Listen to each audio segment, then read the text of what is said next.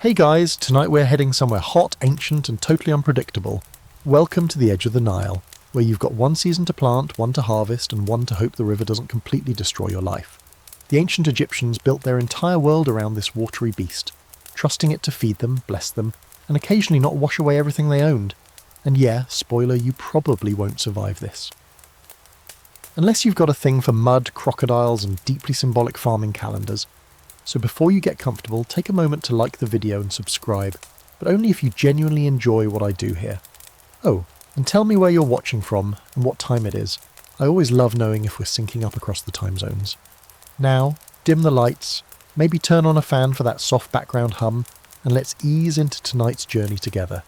You're standing at the edge of the Nile sometime around 2600 BCE. It's hot, the kind of dry, thudding heat that vibrates behind your eyes. Your sandals squish faintly in the black mud as you toe the edge of the river. This isn't just any mud, it's silt, rich with minerals dragged downriver from the highlands of Ethiopia. This stuff is basically ancient miracle grow, and it's the reason the Egyptians even exist. The river pulses quietly now, wide and slow, but don't get too comfortable. The real show happens every year, between June and September, when the rains far to the south flood the Nile and send a rolling surge of water downstream. They call it the Akhet, the inundation. It's both terrifying and sacred. If it doesn't come, people starve. If it comes too much, people drown. Either way, no one is ever chill about it. Right now you're watching the calm before the rise. You've arrived just in time to see how the whole rhythm of ancient Egyptian life was built around this one great breath of water. The Nile gives, the Nile takes, and if you listen closely it's already whispering. Villages stretch along the riverbanks in long, narrow strips, like beads on a string. It's not random. Egyptians build close to the water, but not too close. You get maybe half a mile of lush green life before everything beyond it fades into golden desert. That sliver of fertility is all the Nile gives. Step too far from it, and the land turns to rock and sand so fast it's almost theatrical. You meet a farmer, bare-chested, wrapped in a simple linen kilt, sun-baked and kind-eyed.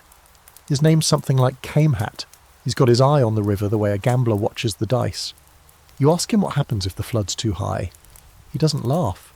The gods are generous, he says, and then spits into the mud just in case they're listening. You decide not to press it. The Nile flood isn't subtle. By the time it's at its peak, it swells high enough to drown fields, temples, even a few careless goats. Everything shuts down during the flood season. No planting, no harvesting, just a lot of waiting and watching. You wonder how they knew when it was coming, how they even tracked it. But you'll get to that. For now, you just watch. The flood doesn't hit all at once. It creeps in like a rumour, first soaking the lower banks, then surging through irrigation ditches. There's a smell to it, rich and slightly metallic, like life and rot combined.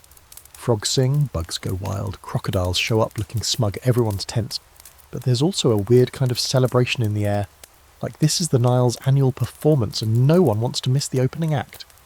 It's here, in this narrow green corridor between desert and river, that the idea of Egypt is born.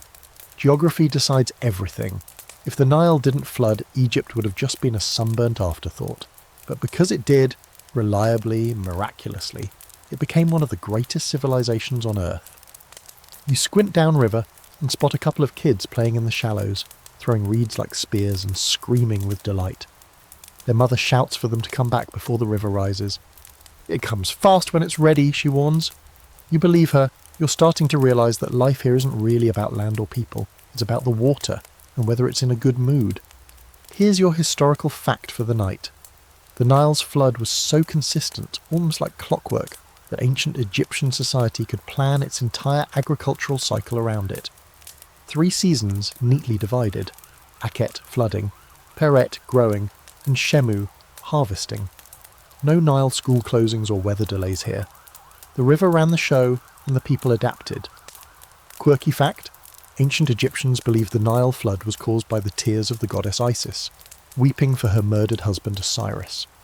So yeah, their agriculture calendar was essentially powered by eternal grief. That's some poetic farming. And here's the ongoing scholarly debate. Was the Nile's consistency really that perfect? Or have we just idealised it because Egypt managed to thrive for so long?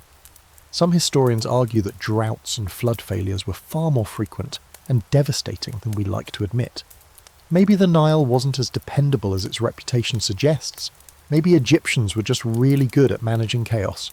Either way, the flood's coming, and you're about to see how people learn to survive it, predict it, worship it, and sometimes just barely escape it. You wake to the sound of rushing water, not the delicate lap of waves, but the deep groaning surge of a river that's decided it wants more room. It's early morning, the light still weak and orange against the horizon, and you stumble outside barefoot, dust clinging to your feet. The Nile is rising, fast. Around you, people are already in motion. Not panicked, just focused, efficient, like dancers repeating a ritual they know by heart. You join a group heading toward the riverbank, their linen clothes fluttering in the warm breeze. This is the beginning of Akhet, the inundation season. It's not exactly a holiday, but there's a mood to it, a kind of solemn excitement, like the start of something much bigger than any one village. The river has turned the colour of coffee with milk, full of sediment, thick and moving with purpose. It's already spread beyond its usual edges, swallowing up the low fields and creeping toward the edge of the settlement. Someone has marked the high water lines from years past with the charcoal smudges on the wall of a nearby storage hut. The water hasn't reached them yet, but it's close. You stare at those marks like someone tracking ghosts, trying to read the future in old stains. People are tying up boats, hauling sacks of grain onto raised platforms, shouting to each other over the dull roar. One old man points at a tree and nods sagely. "Flood's going to be high this year," he mutters. "The ibis came early." You pretend to understand. Apparently everyone has their flood signs. Frogs chirping too soon, certain stars rising before dawn, or weird behaviour from animals. The science is soft, but the instincts are sharp. These people have been watching the Nile longer than history remembers. You follow a group of farmers as they inspect the fields. Not much to do now, whatever's planted is already underwater or about to be. Some of the younger kids laugh and wade out to fetch floating branches. You get the sense that for them this is almost fun, a break from chores, a chance to play. The adults are less amused. They remember years when the river rose too far, when entire crops were wiped out, when disease followed the muddy waters into the homes. And yet, no one seems truly afraid. Not in that modern, panicked way. This is normal, in its own violent, unpredictable rhythm. Floods aren't accidents here. They're built into the bones of the culture. You watch a woman calmly repositioning her kitchen tools on a ledge, as if to say, the water will take what it wants, but it won't surprise me. Then comes the smell. It's like nothing you've ever inhaled. Earthy and ancient, thick with rot and fertility. A scent that carries the memory of everything it touched upstream. You breathe it in and feel both invigorated and slightly sick. Somewhere someone bangs a pot in rhythm with the rising tide. You wonder if it's meant to keep evil spirits away or just something they do to pass the time. There's a ritual feel to all of it. People have done this every year for thousands of years. You start to notice the small offerings tucked along the edges of the water. Bundles of flowers, bits of bread, and sometimes even a feather or a scrap of linen tied around a rock. Tiny gifts to the river god, or maybe just nervous gestures from people who don't entirely trust nature not to kill them. You're pulled into a procession, moving toward a small riverside shrine. It's dedicated to Hapi, the god of the Nile's flood, not to be confused with Happy, despite the phonetics. Hapi is androgynous, round-bellied, with breasts and a beard, a divine embodiment of fertility and excess. The priest offers prayers, pours a jug of milk into the water, and chants words so old they probably weren't new even when the pyramids were young. You catch a phrase that translates roughly as, "May he come in peace, may he leave us in abundance." It's part hope, part plea. Here's your historical fact. The flooding of the Nile was so regular that it split the year into those 3 predictable seasons. But more importantly, it shaped how Egyptians saw time itself. Not as a straight line, but as a repeating cycle like the river. Life, death, rebirth. Flood, growth, harvest. It wasn't just agriculture, it was their entire world view. Quirky fact, Egyptians sometimes sent symbolic letters to the Nile. Not mail exactly, but small papyrus scrolls, jars, or reed boats containing written prayers, sometimes even complaints. "Dear Nile, if you could rise a little more next year, that'd be great. Love, literally everyone." As for the scholarly debate, no one can fully agree how much control Egyptians had over the flood. Ancient texts talk about canals, dikes and water basins, which suggests a high degree of engineering. But some archaeologists argue that most of the time people were just adapting to what the river gave them, not mastering it. Were the Egyptians hydrological geniuses, or just excellent survivors? You're starting to lean toward the latter. As the sun climbs higher and the water keeps advancing, you can feel the quiet tension in the air. The people aren't trying to stop the river, they're simply adjusting to it, moving with it. Like reeds bending with the current. There's a lesson in that, though you can't quite put your finger on it. By midday, the banks are gone. The Nile has stretched its belly wide, spilling out across the fields. A boy floats by on a palm log raft, waving. You wave back, half in disbelief. Everything is flooded, and yet somehow everything is fine. For now. The heat hasn't let up. It hangs on you like a heavy linen sheet soaked in dust and sweat. But it's not just the temperature that has everyone's attention right now, it's the river. The Nile is high, swollen and unknowable. But you're not here to marvel at muddy water. Tonight, you're tagging along with those who try to predict it. You walk toward the temple complex where the scribes and priests have gathered. It's quieter here, removed from the splash and chaos of the floodplain. Papyrus scrolls, ink pots and reed pens are arranged with obsessive neatness. These men, yes, always men, are the weather forecasters, the scientists, the mystics of ancient Egypt. And they're watching the Nile with the intensity of gamblers on the brink of either winning big or losing everything. At the heart of the temple is a structure you've only heard about in history documentaries, the nylometer. And no, that's not a joke, it's a real thing, and it's kind of amazing. The nylometer is basically a flood measuring device carved into stone. It's made of steps or columns marked with cubits, the ancient measurement units. As the water level rises, it climbs those steps like a contestant on a dangerously soggy game show. You peer over the edge of the well-like shaft, watching the murky water lap at the markings. One of the priests, an older man with ink-stained fingers and a serious frown, tells you today's reading is just under 16 cubits. That's good. Too low, and there'll be famine. Too high, and entire villages might vanish. 16 cubits, that's the sweet spot. Enough to feed the fields without sweeping away livestock and people. And the best part? These readings are used to determine taxation. That's right, ancient Egypt hyped its taxes to the Nile flood. If the flood was generous, people could pay more. If it wasn't, taxes were reduced. It's either the fairest system you've ever heard of or a beautifully disguised trap, depending on who you ask. The scribes do the math. The priests nod wisely. Pharaoh gets his share, the temples get theirs, and if the gods are pleased, the peasants might even get enough grain to survive winter. But predicting the flood isn't just about measuring water levels. It's also about looking up, way up. You join a younger priest on the roof of the temple just before dawn. He's watching the eastern sky, squinting toward the horizon with unnerving patience. Then suddenly he points. There, he says. Sopdet has returned. Sopdet is the star we know as Sirius, the brightest in the sky. Its first appearance at dawn each year, known as the heliacal rising, usually coincided with the start of the flood. For the Egyptians, this wasn't just astronomy. It was cosmic confirmation that everything was aligned, the heavens, the river, the land. And that alignment meant it was time to start over. This heliacal rising didn't just kick off the farming season, it also marked the Egyptian New Year. So yes, while you're throwing glitter at midnight on January the 1st, ancient Egyptians were probably staring at a bright star while hoping their grain didn't rot in the field. Here's your historical fact. Sirius's heliacal rising was so central to Egyptian timekeeping that their entire 365-day calendar was based on it. Long before leap years or wristwatches, they used the predictable reappearance of this star to orient everything from religious festivals to harvest schedules. Your quirky fact of the night?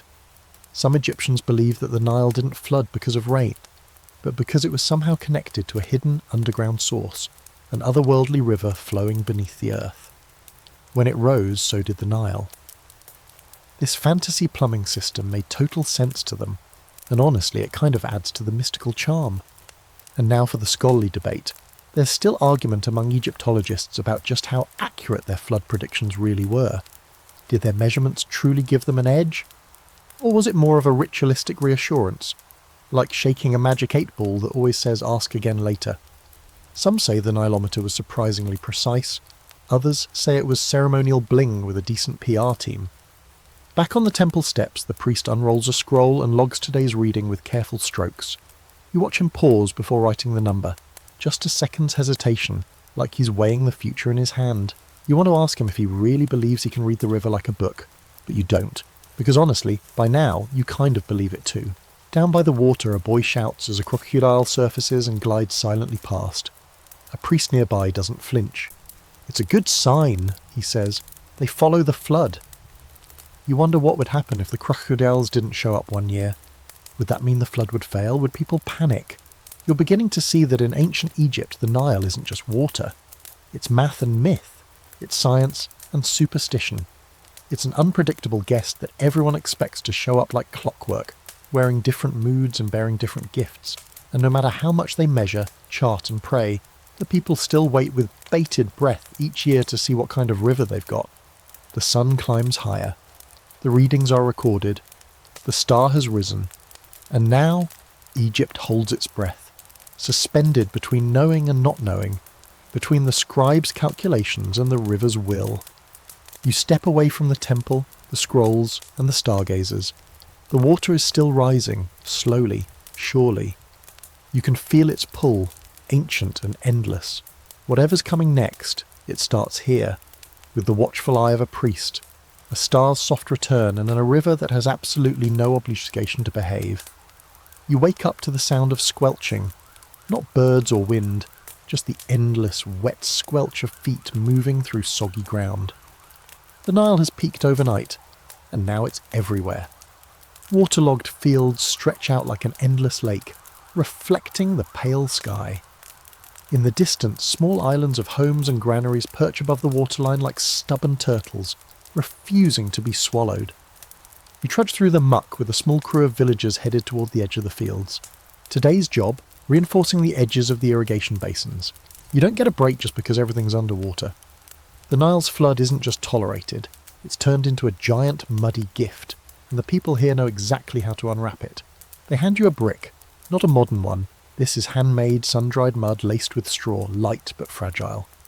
You're part of the long, slow process of rebuilding basin walls, the earthen dividers that turn open land into a controlled sponge. You press the brick into place next to dozens of others, already laid in tight, efficient rows. There's no mortar, no tools beyond hands and sheer habit. You're building with mud and time. It's messy work, but kind of satisfying. You scoop thick, dark silt from the floodplain and pack it into low walls that snake across the land.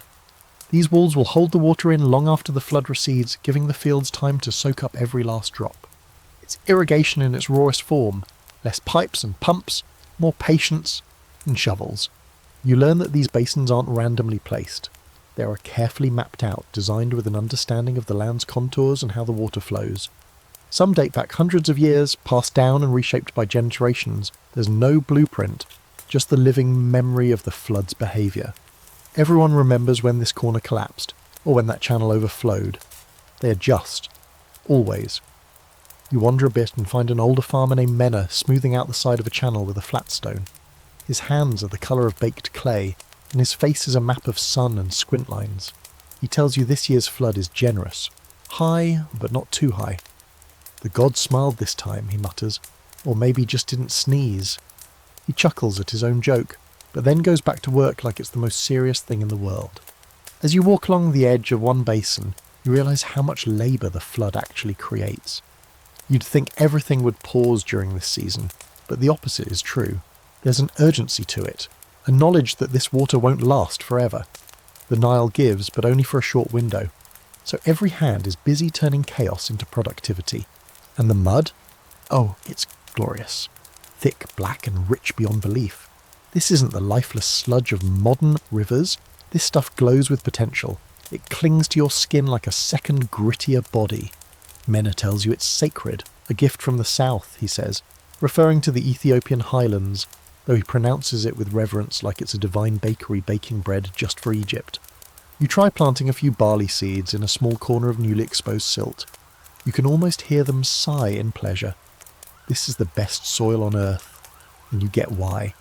The Nile brings not just water, but everything the water drags along. Volcanic ash, organic matter, minerals. Basically, a delivery truck from the gods with no shipping fee. And it's not just the fields that benefit. You notice that homes are being patched with the same silty clay. Walls are repaired, storage bins rebuilt. Even the pottery gets a refresh. Why waste perfect mud? A group of women sit in a semicircle, shaping vessels with deft fingers, chatting and laughing as they work. You join them for a bit, making what can generously be called a bowl. They don't judge. Here's your historical fact. Ancient Egyptian agriculture was built around a system called Basin irrigation. Instead of trying to prevent flooding, they used the natural rise of the Nile to trap water in shallow walled-off basins, allowing it to slowly seep into the soil. It's one of the earliest examples of controlled agriculture, and it worked beautifully for millennia. Quirky fact?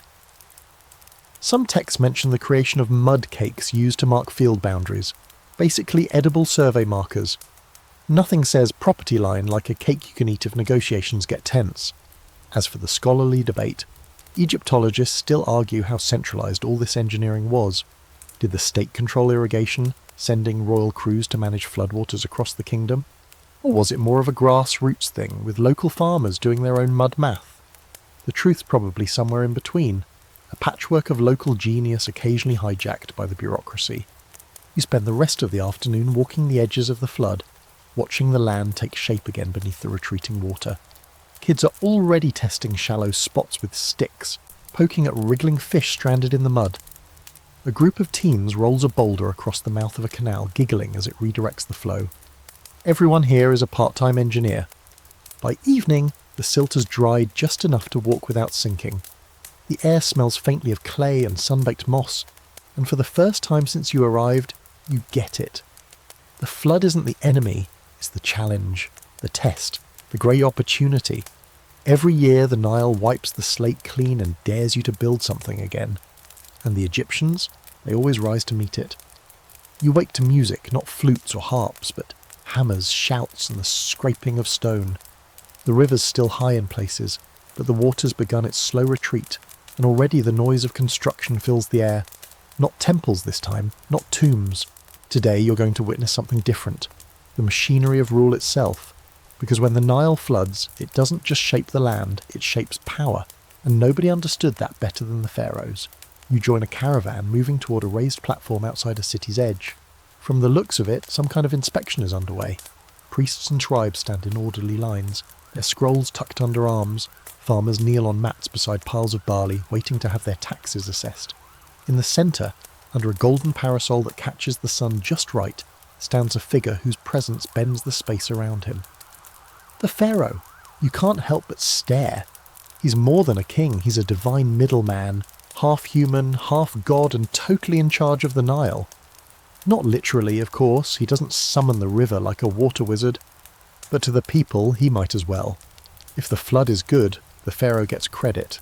If it's bad, well, people still smile nervously and assume someone didn't pray hard enough. A small boy spills a basket of onions near the royal feet.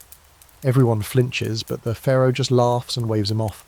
Maybe he's feeling generous. Maybe the flood was good this year. You realise then that a stable Nile makes a stable ruler.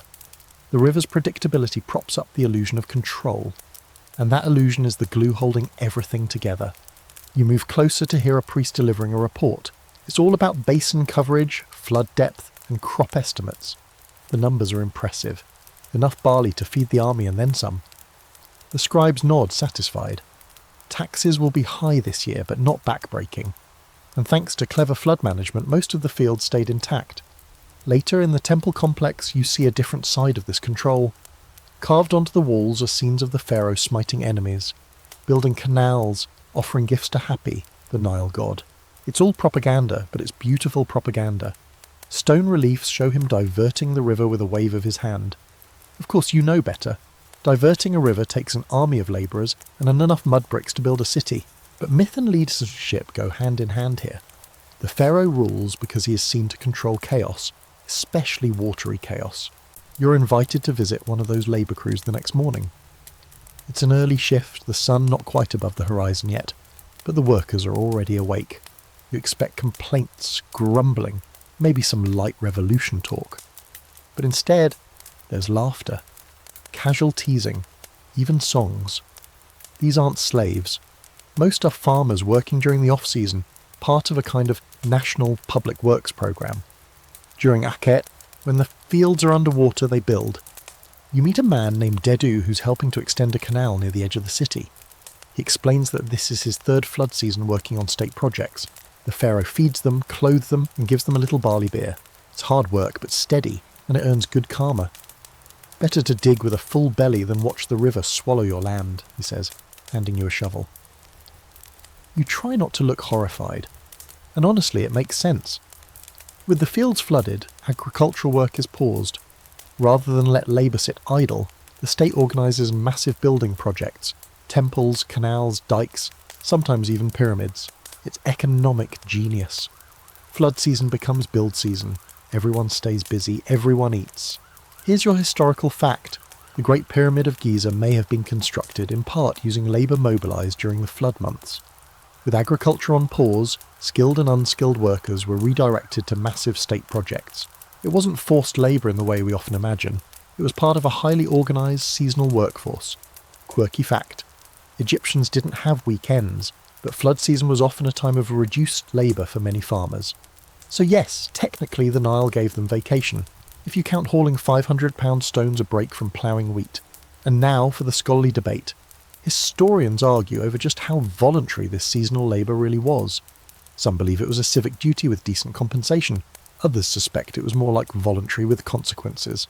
The records aren't exactly transparent, but one thing's clear. Without the flood forcing a break in the agricultural calendar, those monumental projects might never have happened. You end the day perched atop a nearly finished canal wall, legs dangling, watching as workers gather their tools and start heading back toward the city. The sun is sinking, the river is lowing softly, and for a moment, it all clicks. The pharaoh doesn't need to control the Nile. He just needs to be seen as someone who understands its rhythms and uses them. You look out over the vast plains, knowing they'll be whole green in a few weeks. For now, they're dark and muddy, covered in silt and promise.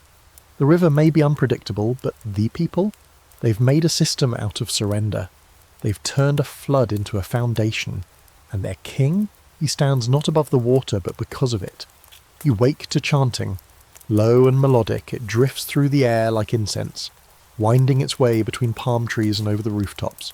The floodwaters are still high in places, reflecting the rising sun in warm ripples, and people are gathering along the riverbanks. You follow them instinctively, drawn toward the music, the smoke, and something in the air that feels reverent. This isn't work, it's worship. You round a bend and see the crowd forming along a gentle curve in the river, where the current slows. They've set up an altar of sorts, simple but layered with offerings, baskets of fruit, jugs of beer, tiny carvings, lotus flowers floating in shallow bowls. Children carry bundles of herbs and branches, their bare feet muddy and wet, and elders sway in rhythm to the chant, lips moving in silent prayer. This is no ordinary morning. It's a ritual, and it's all for Happy. Happy, the Nile god, doesn't get enough press in modern textbooks. But here, he's everything.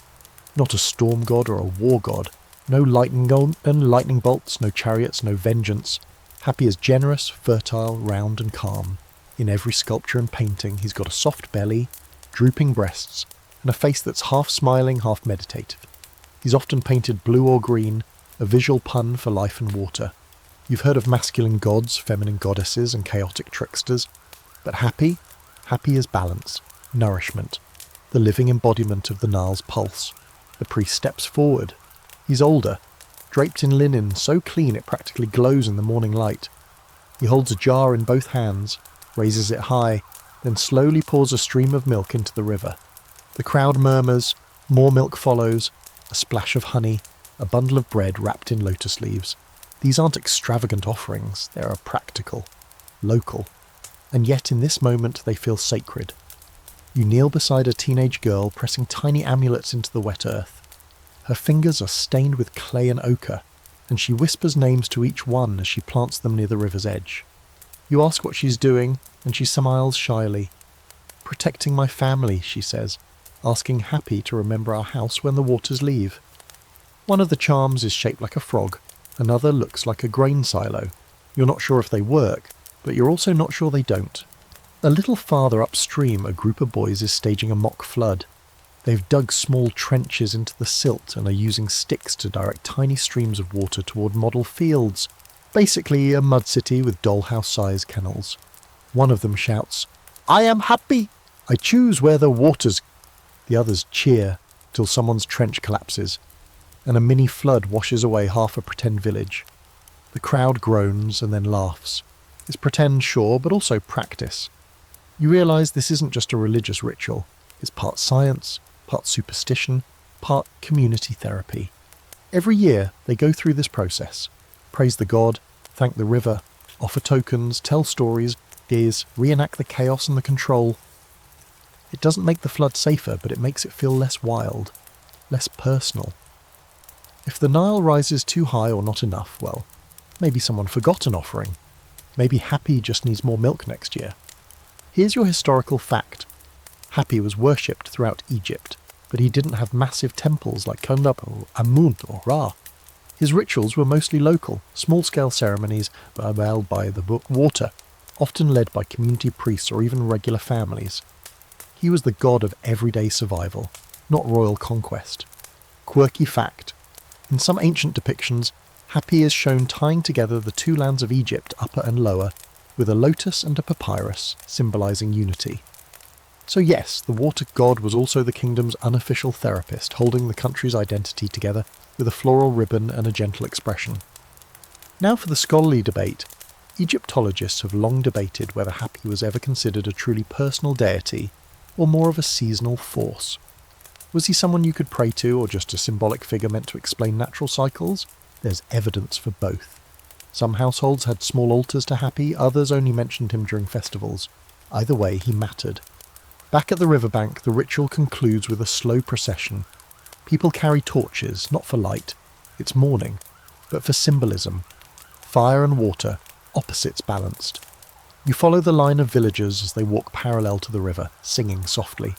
At intervals, someone stops and drops a flower into the current. A few whisper wishes.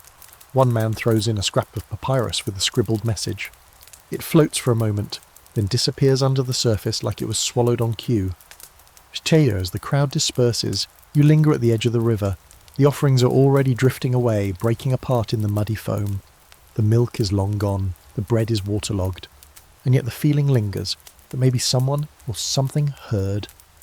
You wander back through the village and notice small shrines set up near doorways, river symbols painted on walls in faded blue pigment. Happy is everywhere, even if you don't see him. In every drop of water, every grain of mud-packed barley bread, every canal that doesn't break when the river rises. You begin to see the Nile not just as a river, but as a divine cycle, a god that arrives and leaves like clockwork, but always on his own terms. Tonight, the sky is clear. The stars shimmer like crushed glass, and the air is thick with the scent of damp earth and smouldering incense. Somewhere downriver, another village is probably singing to Happy right now, pouring out beer or burning herbs. A different crowd, a different chant, but the same prayer. Let the flood be enough, let us live. You can feel it before you see it. The change in the air, the hushed tone in the village, the kind of nervous silence that always shows up just after hope has quietly packed its bags and left. The flood came early this year and it came weak. Not terrible, just disappointing. And in ancient Egypt, disappointing is enough to spiral into catastrophe. You stand on a rise overlooking the fields. They're barely wet. The water crept in with a kind of hesitant trickle, never rising past the first few steps on the nylometer. No celebratory chants, no flower offerings, just long faces and low conversations. This flood was too small. And that means something no one wants to say out loud. Famine. You walk with a group of farmers through fields that should be underwater right now. Instead, they're dry and dusty, cracked like pottery left too long in the sun. The mud never came. The silt didn't settle. Nothing to nourish the barley. Mena, the same farmer who bragged about last year's good flood, is silent today. His hand trails through the dry stalks as if searching for something that might have been left behind.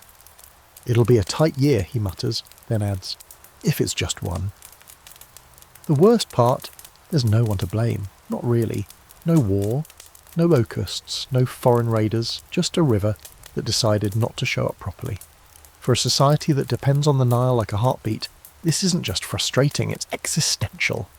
You can feel the unease spreading like a second invisible flood, this one rising inside people. At the temple, the scribes are busy doing something you didn't expect, rewriting numbers.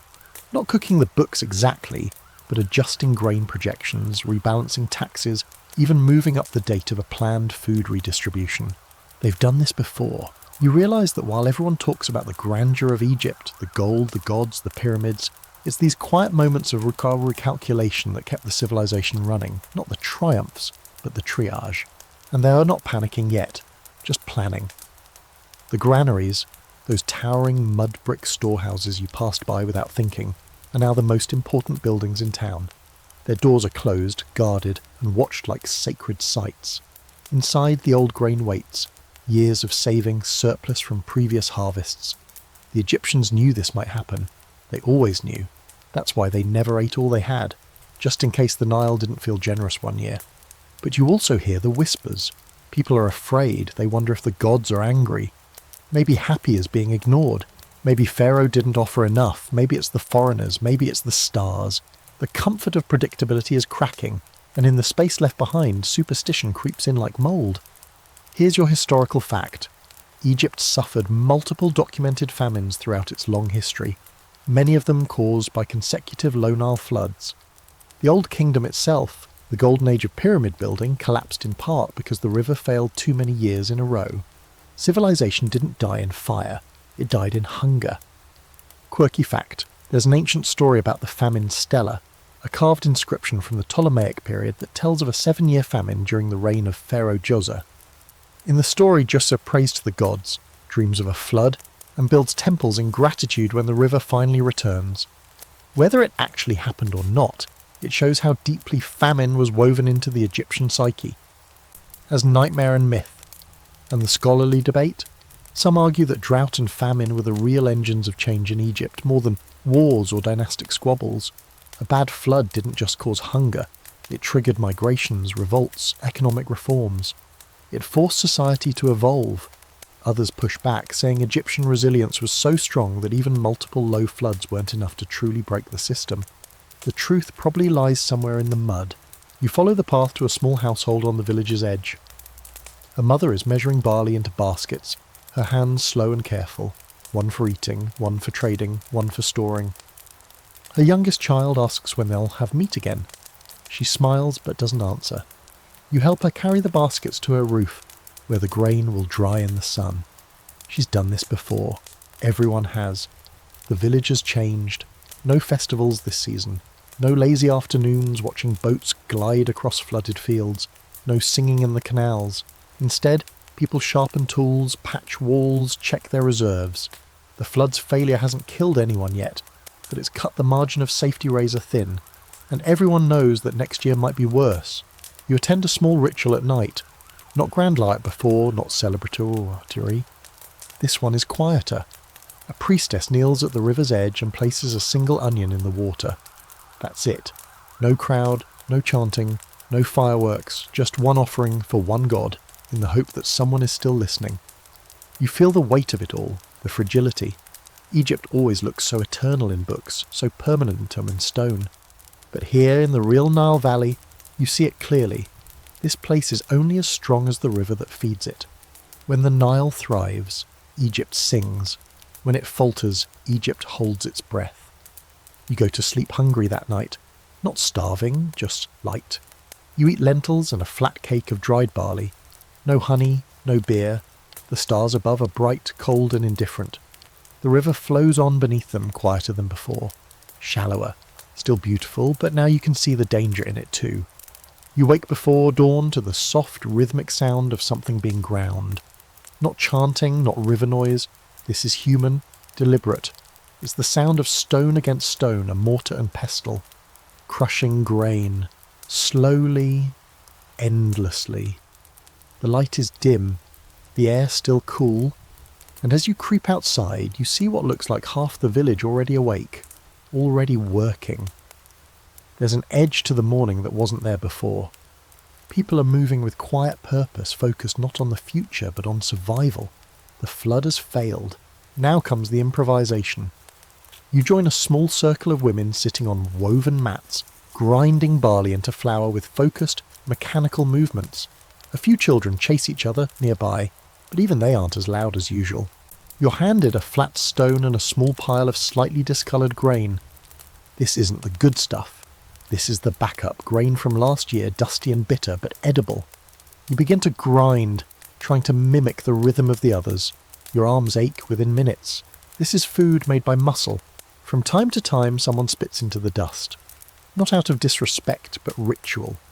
A warding gesture, meant to keep bad spirits and worse luck from hovering too close.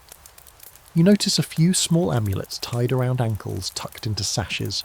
Frogs, hippos, tiny carved ears of barley. Little symbols meant to whisper to the gods, "We're trying, please notice." You head toward the granary district later that morning. The guards are still posted at the door, but today they look even more alert. Spears in hand, eyes scanning for anyone who might decide that sharing is just too much of a hassle this year. The granaries are big, almost monolithic, rounded structures that look like oversized beehives. Inside, the air is thick with the scent of old grain and new desperation. You're allowed inside only because you're with a priest's apprentice, a boy barely older than 15 but already walking like he's 80. He shows you how the stores are measured. A wooden rod marked with notches is plunged into the grain like a dipstick. They calculate how many sacks remain based on depth. The numbers aren't terrible, yet. But the whisper is that this year's stockpile has to last much longer than usual. And if next year's flood is low again, you know what that means. Everyone does. But Egyptians are nothing if not clever. You head back out into the heat, passing through the market square where survival hacks are popping up faster than weeds. Salted fish, dried for weeks and now suddenly worth its weight in linen. Beetles usually ignored, now roasted and sold in bundles.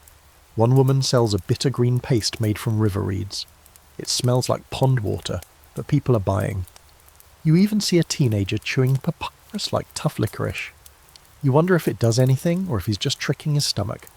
Back in the homes, the real genius is on display. You visit a family using old beer jars to stretch out their rations. Beer isn't just a luxury here, it's a meal.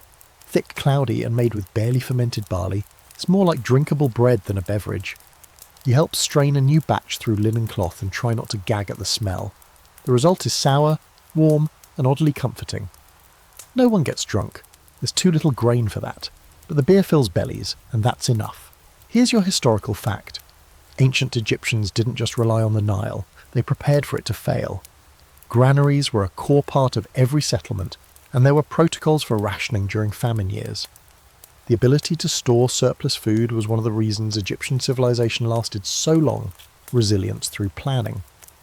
Quirky fact, beer was often used not just for drinking, but in cooking, medicine, and even rituals. There's a recorded spell involving beer, crocodile fat and garlic as a cure for stomach aches. Do not try this at home. And for the scholarly debate, researchers still argue about how equitable Egypt's food distribution was during times of scarcity. Some evidence suggests the state handled it fairly, making sure peasants had enough to survive.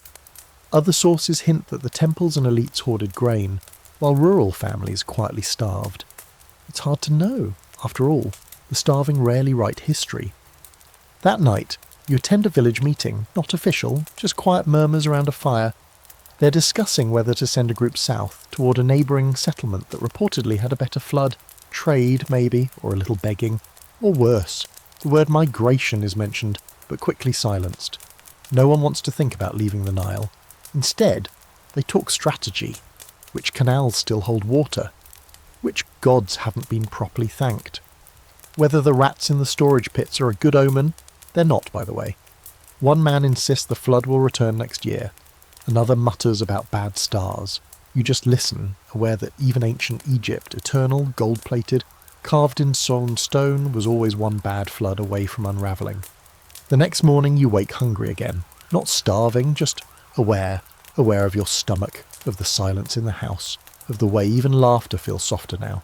You walk back to the river. It's still flowing, still beautiful, but now you understand what it means to live with a river that gives life one season and threatens it the next. The Nile isn't cruel, it just doesn't care. You dip your hand into the water, cool and smooth. Somewhere upstream clouds are gathering. Maybe next year will be better. Maybe Happy will remember. Until then, the people will do what they've always done, grind their grain, brew their beer, seal their granaries, and whisper quiet bargains to the river. The flood has finally pulled back, slipping away like a guest who overstayed their welcome, leaving behind puddles, promise, and a lot of work. With the river now confined to its main channel again, the landscape looks like something between a dream and a battlefield. Fields carpeted in rich black silt, irrigation channels clogged with debris, and a kind of collective sigh echoing across the Nile Valley. And now, just as the mud begins to crack and the silt dries into perfect planting soil, something else stirs. People. All of them. Because now is the moment the real labour begins. You head out toward the edge of the village where a dusty path leads to a low-lying basin system. These were underwater just days ago. Now they're dappled in sunlight and shadow, drying fast under the relentless Egyptian sun. You've been invited to spend the day with a work crew assigned to clearing and reshaping the flood-hit fields. They're not farmers exactly, not today. Right now, they're something closer to battlefield medics, rushing to repair the land before it's too late to plant. Didiu is here again, the canal worker you met during flood season, but today he's all about barley. His shirt is tied around his waist, his back already streaked with sweat. The Nile is like a moody ox, he says as he pulls a clump of weeds from the edge of a trench. Useful, but prone to sitting on your face. You laugh, then immediately slip into a ditch and nearly break your ankle. Nature has a way of punctuating sarcasm. The crew is made up of all ages, teenagers carrying bundles of reeds, old men drawing crude maps in the dirt, even kids herding ducks towards small pockets of standing water where insects swarm. Everyone has a role. You grab a wooden rake and start pulling clumps of dried muck away from a shallow canal mouth. It's a simple job, but it matters. If the channels don't flow properly, the fields can't soak evenly. And if they don't soak evenly, the harvest fails. You pass a man with a measuring stick pacing the length of a field like a priest performing a ritual. He explains that each farmer gets a certain share of land, and it all depends on the flood, how far the water reached, how long it lingered, how much silt it left behind. The scribe accompanying him jots notes on a scrap of papyrus. Another man throws his hands up, complaining that his share is smaller than last year. The scribe doesn't even blink. He just draws a new line with his reed pen and walks on. Here's where you see the quiet brilliance of the system. Egyptian land wasn't divided by fences or permanent borders. It was measured fresh after each flood. Land ownership, if you can even call it that, shifted based on what the river gave. In this world, nothing was fixed. It was always in negotiation. And the only constant? The work. By midday, the sun is blazing overhead. You break for a meal that's more of a snack. Flatbread, a sliver of cheese, and a swig of barley beer. Taste has grown on you, sort of. You sit in the shade of a date palm and listen as two workers trade stories. One swears his cousin's field had so much silt last year that the wheat grew twice as tall. Another jokes that his goats were jealous. Everyone laughs, not because it's that funny, but because laughing feels better than worrying. Here's your historical fact. The ancient Egyptian work calendar was split into 3 distinct seasons. Akhet, flooding, Peret, growing, and Shamu, harvesting. The work crews you're part of now are the backbone of Pere, the season of emergence, when the land reawakens and planting begins. Everything depends on this window. Miss it, and there's no food come Shamu.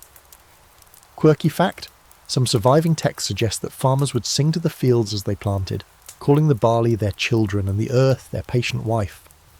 It's both touching and mildly weird, but also exactly what you'd expect from people who lived this close to their land. And here's the scholarly debate. Some historians argue that these crews were part of a larger, state-coordinated labour system, tied to taxes, temple funding, even military logistics. Others believe the system was more local and flexible, adjusted by community need. Either way, what you're seeing is highly organised, deceptively complex, and deeply human. In the afternoon, you're sent to help dig a new trench between 2 lower basins. You work beside a young woman named Thayet, who somehow manages to dig, sing, and correct your terrible posture all at once. If you throw your back out now, who's going to haul water in Shemu, she teases. You try not to resent her strength. She tells you her family has worked this land for 5 generations, maybe more. We don't own it, she says, but it feeds us if we treat it right. Later you help her scatter seeds into the freshly furrowed soil. Barley and emmer wheat mostly. She doesn't rush. Each handful is tossed with care, like she's feeding ghosts. And maybe she is. Egypt is nothing if not haunted by ancestors, gods, floods, and failed harvests, but it's also remarkably alive. You realise that every grain buried in this mud is an act of rebellion against uncertainty. Here's the thing. You came to see how Egyptians survived the floods. But it turns out they didn't just survive them. They bent their whole world around them, made the floods part of their story, their rhythm, their math and magic. Even now, as the floodwaters fade, its fingerprints remain in every trench, every seed, every cracked and calloused hand. By sunset, the fields are full of movement.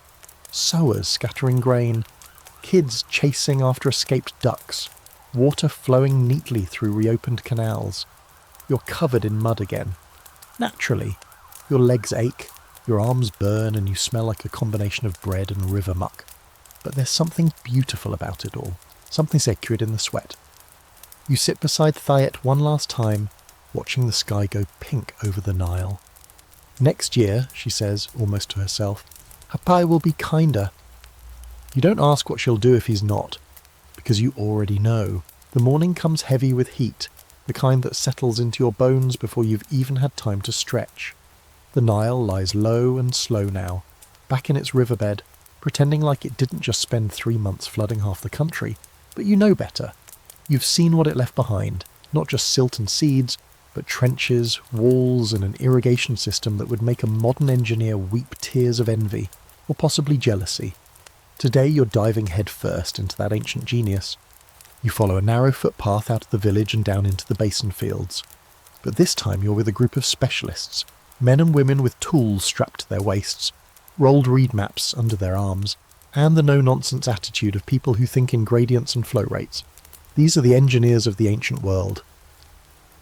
They don't wear hard hats, but they might as well.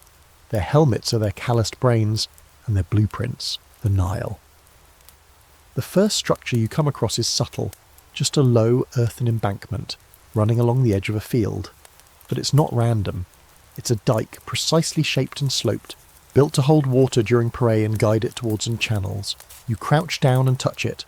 The mud is dry, compact, reinforced with reeds and gravel. It looks like a lump of earth, but it's more than that. It's the line between a successful harvest and a drowned field. Not far from it is a channel, narrow and slightly sunken, carved into the earth like a vein. You follow it for a while, noting the way it curves, dips, and splits. Some of the curves aren't even necessary, which you point out smugly. But the engineer beside you laughs and says, "We don't fight the land, we read it." And sure enough, you realise the winding course helps slow the water, lets it settle, even encourages silt to drop out where it's most needed. It's elegant, quietly brilliant. You stop trying to correct anyone after that. You reach a water basin next, like a shallow bowl scooped from the earth.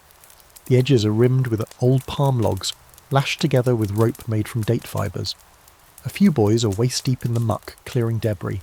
This basin will hold water long after the river's gone, keeping the nearby fields hydrated well into the dry season. It's like a backup into Nile. You help haul a log across the edge, almost dropping it when your foot sinks into what feels like pudding made of compost. The kids laugh, you shrug, it's all part of the charm. You stop for a moment and take it all in. The landscape is carved with such subtle precision that you almost miss the design. But once your eyes adjust, you see the pattern. Dikes directing water, channels branching off like fingers, basins storing it all. You ask how they plan it. "We remember," says one woman, drawing a crude diagram in the dirt, "where the water came last year, where it stopped. We walk it. We talk about it. We change it." No formal schematics, no spreadsheets, just memory, adaptation, and thousands of years of collective wisdom passed down like a family recipe. Here's your historical fact. Ancient Egyptians developed one of the earliest large-scale irrigation systems in human history. Using a combination of dikes, canals, basins, and controlled breaches, they redirected floodwaters efficiently and on a massive scale, allowing them to cultivate thousands of acres with relative precision. Quirky fact: archaeologists have found wooden measuring tools marked with water levels, like Nile rulers, used by engineers and priests to predict water distribution. Think of them as ancient yardsticks of divine will, with the added perk of potential tax consequences. And here's your scholarly debate. There's ongoing disagreement about whether Egypt's irrigation system was primarily top-down, controlled by the state, or more community-managed. Some historians argue the pharaoh's government orchestrated the entire hydrological ballet, while others suggest most irrigation work was local, adaptive, and largely outside centralised control. Based on what you're seeing out here, the truth may sit squarely between bureaucracy and backyard brilliance. You pause for lunch in the shade of a tamarisk tree. It's not glamorous, some salted fish, a handful of lupine beans, and more of that gritty beer, but it fills you. Nearby, a few younger engineers are mapping out a new channel. One of them uses a stick, the other uses a goat skull, because apparently that's the preferred compass of choice. You ask why they're rerouting it. The oldest among them shrugs. That way keeps flooding, this way it won't. You watch as they trace the contours of the land, and you realise that everything here is a response to water's whims. Nothing is arbitrary, and yet nothing is fixed. Each year the river teaches them something new, where it lingered too long, where it pulled away too soon. Each season is a test, and this system of channels and dikes is their open book answer sheet. Later you walk with an old man along the banks of a canal nearly twice your height. "My grandfather dug this," he says proudly, "and my sons will fix it when it collapses."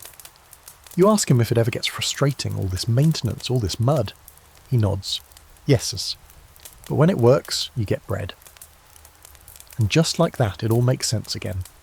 As the sun begins to dip, you're led to a gate in the canal, 2 vertical logs wedged into the earth, holding a simple sluice door.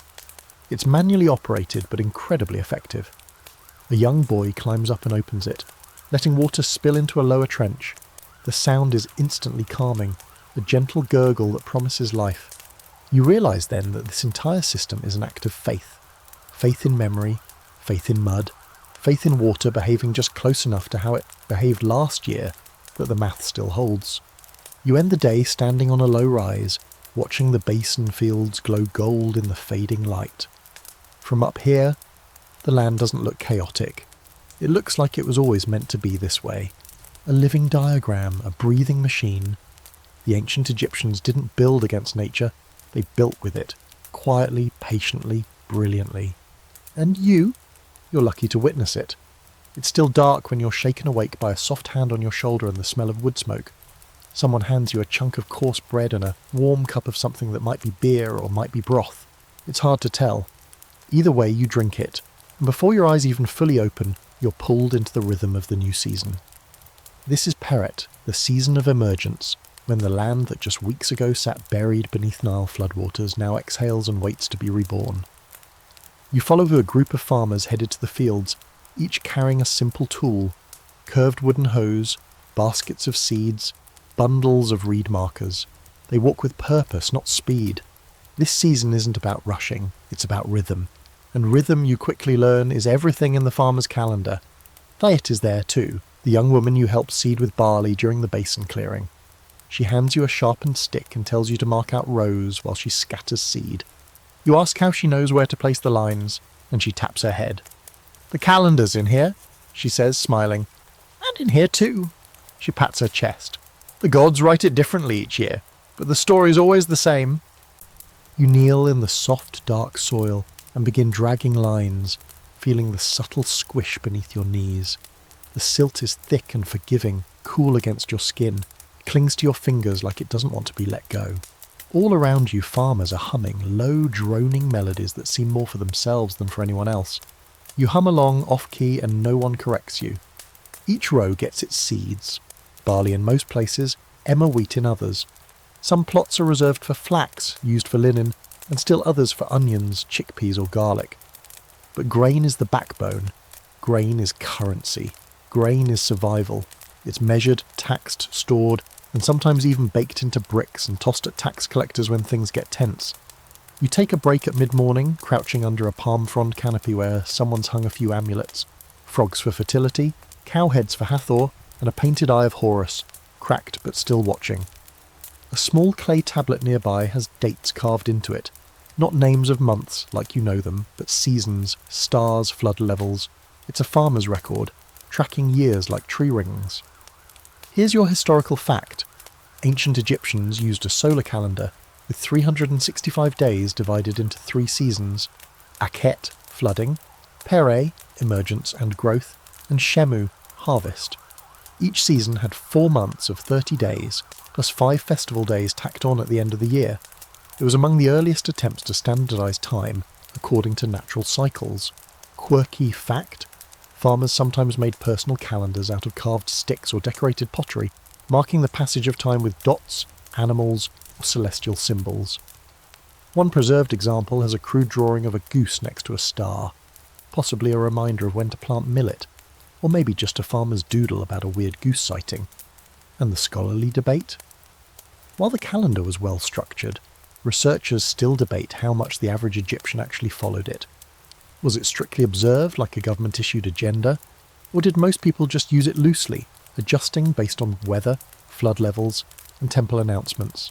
It's likely that for farmers, practical timing beat theoretical precision. The sun and soil told them what the scrolls didn't. Later in the day, you follow Thiet to a small shrine near the fields. It's built of sun-baked brick, no bigger than a tool shed, but inside it glows with reverence. Someone has drawn scenes on the wall in ochre and blue. People sowing grain, the Nile god blessing the land, a falcon soaring above the crops. A reed mat lies across the floor, strewn with dried petals and a few burnt offerings. It smells faintly of myrrh and something else, maybe hope. She lights a bit of incense and offers a quick prayer, not a dramatic one, just a murmur to the gods to be kind, to let the shoots rise, to keep the pests away.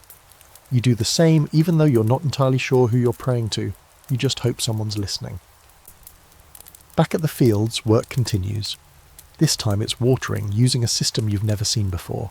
A shaduf, a counterweighted pole with a bucket on one end. You take a turn operating it. You lower the bucket into the canal, swing it up, pour it into the irrigation trench, and repeat, over and over. It's oddly satisfying, like lifting the Nile with a spoon and feeding it directly to the earth. As the sun starts to sink, the fields begin to glow, a soft green haze creeping across the black silt. Tiny blades pushing through the soil, fragile and brave. Farmers kneel to inspect them, murmuring blessings, making predictions. Tall harvest, someone says, unless the wind turns. Another replies, the stars are good this year. You don't know what the stars say, but the air smells full of life. You breathe in something warm, earthy, and completely ancient. Here's the thing about Egyptian farming, you realise. It's not just work, it's performance. A cosmic ritual acted out every year in the mud. The flood brings the stage. The calendar sets the cues. The people rehearse their roles with absolute sincerity, because forgetting a line might mean starvation. That night, Thiet's family hosts a small gathering. Nothing fancy, just lentil stew, bread, and a little honey. Someone plays a flute, someone else claps along. The children dance, their feet still muddy from the fields. Everyone is tired, but it's the good kind of tired. The kind that means something is growing. You fall asleep with dirt under your nails and a sunburn on your neck. You've watched the flood come and go, seen the river's wild rise and slow retreat. And now you've seen the rebirth. The moment the land exhales, the people return and everything begins again. Tomorrow the calendar turns another page, and with it, the eternal story continues, written not in ink, but in mud, sweat, and the soft green whispers of new grain. It starts with a splash, a group of children shrieking with delight as they cannonball into a narrow stretch of water that still clings to the fields like a fading memory of the flood. You blink awake, blinking dust from your eyes and wondering for a second where and when you are. Then you hear it again, laughter, singing, drums in the distance. The harvest is still months away, but right now it's time to celebrate that you made it through the flood. You walk toward the source of the music, passing clusters of families or sitting beneath woven shade canopies. Platters of lentils and bread circulate, and there's even a glint of date wine in some of the cups. Rare stuff, not usually broken out unless something's worth breaking it for. You're invited to sit. No one asks who you are or why you're here. It's assumed you're just another muddy survivor of the river's wild whims. And you are. A woman wearing a headdress of fresh papyrus hands you a wreath of lotus petals and places it gently around your neck. You smell like a fish market, she says kindly. This helps. She's not wrong, but you thank her and lean back to watch as the real show begins. It's not a state-sanctioned ceremony. There are no officials, no temple priests here, Just a local festival, a ritual born from habit and heart more than scripture. One moment you're chewing roasted chickpeas, and the next someone's banging on a tambourine while dancers whirl barefoot in the dust. There's rhythm, joy, and just enough chaos to remind you that yes, Egypt is ancient, but it's also wildly alive. Kids splash through the leftover floodwaters, chasing each other with bundles of reeds. Someone has fashioned a makeshift crocodile head from mud and sticks, and now a group of children are dragging it through the village, chanting, "The river comes, the river eats." You find yourself laughing along with the crowd as the crocodile devours an unlucky goat statue made of straw. Later, you stumble upon a race happening between reed boats, tiny ones, maybe 2 feet long, lovingly crafted, and decorated with paint, feathers, and sometimes even human hair. They're released at the same time into a narrow canal that still has water, their builders shouting and cheering as they glide along. Some get tangled, one flips and sinks. The winner is rewarded with a handful of figs and the honour of declaring loudly that they are Happy's favourite child. No one argues. The day is hot, but there's a breeze from the river. You follow it back toward the water's edge, where a group of elders sit beneath a palm grove, watching the celebration with the quiet contentment of people who've seen many floods come and go. One of them, an old man with a voice like sandpaper, tells you that in his youth, people used to dance naked in the shallows to celebrate the flood's retreat. Now they have shaman sandals, he sighs. Not the same. You sit with him for a while and he explains the other reason for the festival. Yes, it's joyful, but it's also a ritual of memory. You must celebrate the flood, he says, or it might not come back next year. He's half joking, but only half. In this world, gratitude is currency, and ritual is survival. Here's your historical fact. After the annual inundation, Egyptians often held local festivals to mark the end of the flood and the beginning of the planting season. These events weren't always formally recorded, but they show up in fragments, graffiti on tomb walls, inscriptions on pottery, oral traditions passed through families. They weren't just fun, they were a psychological reset. Quirky fact: one late period scroll refers to a game of chasing the hippopotamus, possibly a river-based sport or ritual involving imitation hippos made from papyrus. If it sounds weird, remember, these people also worshipped cats, beetles, and a god with a crocodile head. Context is everything. And here's the scholarly debate. Historians differ on how much these festivals reflected true religious observance versus just local custom. Some argue they were offshoots of official temple rites. Others believe they were entirely grassroots, rituals that belonged to the people, not the priests. Either way, they served a purpose: to bring communities together, reinforce a shared understanding of the flood cycle, and, maybe most importantly, have some fun before planting turned everyone serious again. As dusk settles, the party shifts gears. The drums grow slower, the voices softer. Small lanterns are lit and floated down narrow canals. Each one represents a wish or a prayer, a good season, healthy crops, protection from disease. The light flickers off the surface of the water, and you watch as your own lantern disappears around a bend, joining dozens of others in a slow, luminous caravan. You're handed a bowl of something sweet, figs and dates mashed together with honey and shaped into little pyramids. A child tells you if you make a wish and eat the pyramid in one bite, it will come true. You nearly choke trying. The child laughs hysterically. You promise revenge. By nightfall, the energy softens into something more sacred. People gather in clusters, telling stories about past floods, how high the waters rose, which temples were submerged, who caught the biggest fish that season. One woman remembers when the Nile crept up into her kitchen and a toad lived in her bread jar for a week. He was very polite, she says, completely serious. You're beginning to understand that the flood is more than just a natural event. It's a cultural heartbeat. Its arrival shapes not just the fields and calendars, but the laughter, the rituals, the inside jokes passed down like family heirlooms. Without it, Egypt would be a dry strip of land and some pretty buildings. With it, it becomes this, a place that knows how to dance with disaster and drink to survival. You lay back in the grass, head spinning from the noise, the beer, and maybe the sheer weirdness of racing papyrus hippos. The stars overhead are sharp, almost too bright, and somewhere down the river, another village is doing this exact same thing. Different songs, different gods, same river. Tomorrow the hard work begins again. The flood may have receded, but its memory hasn't. And for one night, that memory floats, glowing softly on lanterns, drifting downstream, carried on laughter, and the faint scent of lotus and smoke. The air feels different this morning. Not hot, not cool, just heavy. You can taste it. The wind carries something dry, something distant. You walk through the village and notice it immediately. Fewer voices, no music.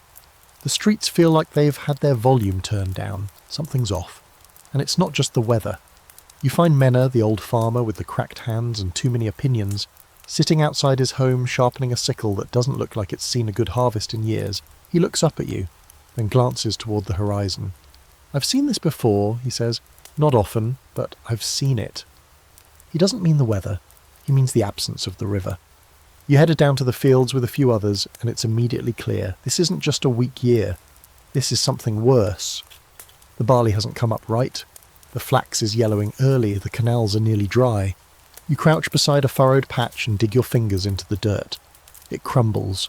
No moisture, no mud. The Nile's gift is missing, and everyone knows it. Quietly, the word spreads. This is how the old kingdom fell. You've heard whispers before, legends, stories painted on crumbling tomb walls about a time when even the Pharaoh couldn't stop the hunger. But now those whispers come with weight. They come with numbers. This is the second week flood in a row, and the granaries are not bottomless. People are already rationing. The temple is issuing grain by household, and not everyone is happy with the math. You sit with Thayet's family that evening, watching her father argue with a tax collector. It's not about money, it's about water, or the lack of it. "You tax us like we still have a river?" he says, voice sharp. The scribe, younger than you expected, doesn't respond. He just writes something down. You see the fear behind his eyes. No one wants to be the messenger this year, especially when the message is, you're on your own. Here's your historical fact. Around 2200 BCE, a series of low Nile floods is believed to have contributed to the collapse of the Old Kingdom, the era of pyramid building and centralised power. With repeated failures of the flood, famine spread, the state lost control, and Egypt descended into a chaotic period historians call the First Intermediate Period. Quirky fact, one ancient document, the Admonitions of Ipuwer, laments a time when the river is blood and the poor own riches. While poetic, some scholars see it as a dramatic window into a society unravelling under pressure. Others think it's just doomsday fan fiction written long after the fact. And the scholarly debate? There's serious disagreement over how much the Nile's failure alone triggered the Old Kingdom's collapse. Some argue that political corruption, over-centralisation and economic inequality were already fracturing the system. The weak floods were just the final push off the cliff. Others believe the river's failure was the spark that turned dissatisfaction into disaster. Either way, the Nile, once the source of all order, became a symbol of its breakdown. You help dig a new canal the next morning, not because it'll save anything, but because hope is stubborn. The mud is dry, your hands blister quickly. Gedu joins you halfway through the morning, joking that if this year's harvest fails again, he's moving north and becoming a fishmonger. Or a priest, he adds, wiping sweat from his brow. Gods never starve. You both laugh, but there's no joy in it. Later, the village council gathers under the old fig tree. Everyone's talking at once. What to do, how to trade, whether to ask for help from a neighbouring province. Menna stands and tells the story of a floodless year from his childhood, when people boiled shoe leather and made soup from reeds. Someone else suggests moving the whole village inland. Thayet says no, firmly. This is where we stand. This is our place. She's not shouting, but no one argues. At night, a priest stands alone at the riverbank and drops a scroll into the current. It's barely a current, really. The water drifts lazily like it's asleep. You don't hear the prayer he says, but you feel the weight of it. You're not watching a ritual. You're watching someone beg. The next morning, tensions finally snap. You're walking through the market when shouting erupts near the grain stall. A man is caught stealing just a handful of barley from a neighbour's sack. No one hits him, no one drags him away. But the silence that follows is worse. The entire village stands still, staring at the broken rule. For a moment it feels like Egypt itself has paused to take a breath. And then someone says, "He has children," and the crowd simply turns away. That night you sit by the river and watch it glitter faintly under the moonlight. It still looks beautiful, still holy, but you know now how much pressure rests on that surface. Egypt has always trusted the river, built gods around it, built kings on top of it, but nothing can change this simple truth. When the Nile forgets to flood, everything else starts to fall apart. You dream that night of a dry riverbed, a cracked nylometer, temples turn to dust. You wake sweating, but the river is still there, shallow, sluggish, silent, not gone, not yet. Still you wonder, how long can a civilization balance its future on the mood of a river? You're wading through knee-deep water, squinting against the morning sun, when something slithers just past your leg. You freeze, not a stick, definitely not a stick. The surface ripples once, twice, and then stills again. You're not alone out here, and you never were. Flood season may be a time of hope and harvest, but it also invites a whole cast of characters no one sends invitations to. Creatures that live in the Nile and treat a good inundation like an open buffet. And the worst part? Many of them are smarter, faster, and hungrier than you. Today you're learning about those other Nile survivors, the ones with teeth. Your guide this morning is a fisherman named Seni, a lean man with arms like rope and an almost suspicious lack of fear. His raft is made of bundled papyrus reeds, lashed together into something that resembles a raft if you squint and pretend you're not sinking slightly when you stand on it. He laughs when you try to balance and nearly fall in. Don't worry, he says. Only baby crocs this close to shore. You do not feel reassured. As you drift through one of the deeper flood basins, Seni points to the bank. There, sunning itself like a lazy log, is a crocodile the size of a small canoe. It barely glances your way. Sobeck's child, Seni murmurs reverently. Yes, even the apex predators get a god in Egypt. Sobeck, the crocodile-headed deity of strength, fertility and protection, is respected, feared and, somewhat hilariously, prayed to in times of water shortage. Apparently nothing says divine intervention like a reptile with a mouthful of knives. Seni tells you stories. Of crocodiles dragging goats off the shore. Of children who wandered too close to canals. Of offerings left in the water to appease Sobeck's appetite. You leave a fish, maybe a pigeon, he says. Not your best one, but something good enough to show respect. You ask what happens if you don't. He shrugs. You see fewer people at dinner. But crocs aren't the only danger. As the water rises, hippos emerge from their muddy hideouts and wander into newly flooded areas like they own the place, which, to be fair, they kind of do. You see one at a distance later that afternoon, a pinkish mass lumbering across a marshy bank, grunting like a war drum. They look fat and slow, Seni says, until they don't. Here's your historical fact. Hippopotamuses and crocodiles were both native to ancient Egypt's Nile ecosystem, and both played significant roles in the mythology and daily fears of the people. Hippos in particular were associated with chaos and destruction, often linked with the demon god Set. Pharaohs even organised hippo hunts, partly for sport, partly to symbolically conquer disorder. Quirky fact, Egyptians had amulets shaped like hippos, worn for protection, because apparently nothing says I fear you deeply, like wearing your enemy around your neck in adorable turquoise faience. And here's the scholarly debate. While we know that crocodiles were sometimes worshipped and mummified even, it's unclear whether they were ever widely tamed or kept in temple ponds beyond symbolic purposes. Some argue temples like the one at Crocodilopolis maintained sacred crocodiles as living embodiments of Sobeck, pampered and adorned with jewellery. Others believe these were rare exceptions, not everyday practice. Either way, you'd better believe nobody was cuddling them. Later in the day, Seni shows you something he calls the river's mirror, a pool of still floodwater isolated from the main current. He warns you not to step into it. That's where the worst hide, too shallow for boats, too deep for your legs, too slow for noise. You peer in and see nothing, just murky water, still as glass. Then something bubbles at the surface. You step back instinctively. He nods, approving. Good. You're learning. As you return to the village, passing a line of women gathering lotus roots in the shallows, you notice the subtle signs of caution. Children don't go to the deeper banks without adults. Fishermen carry poles not just for nets, but for protection. And every now and then someone tosses a piece of fish or grain into the water without a word. Insurance, in case something's listening. You ask Seni if anyone's ever tried to drive out the crocodiles. He looks at you like you asked if they'd tried to drain the Nile itself. Why would we?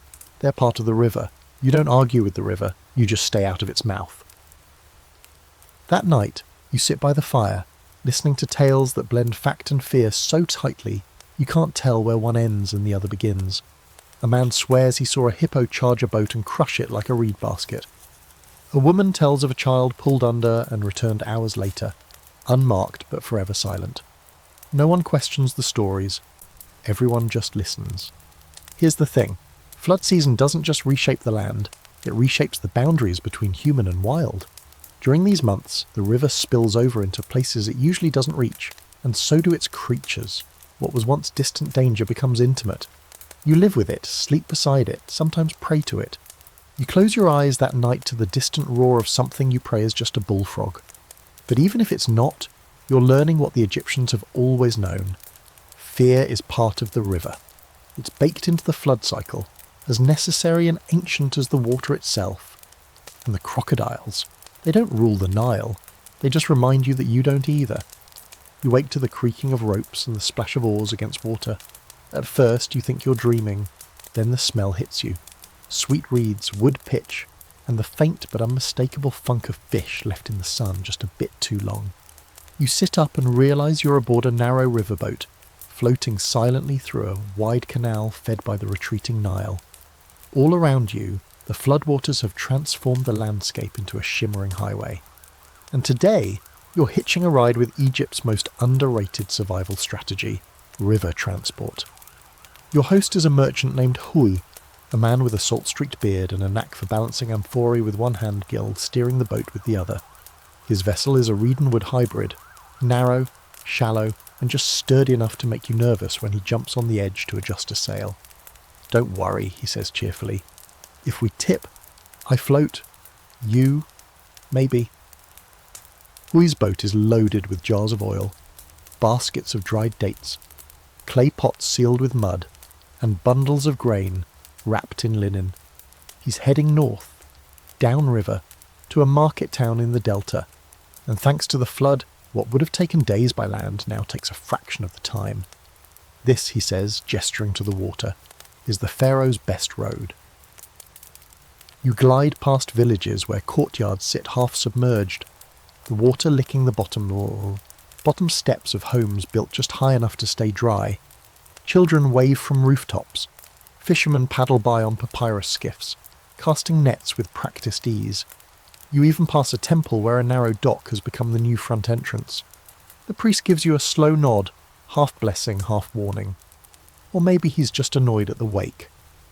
As you float, Hui explains the logic of flood trade. The Nile in flood becomes a network of routes. Canals spill into basins, basins into lakes, lakes into rivers again.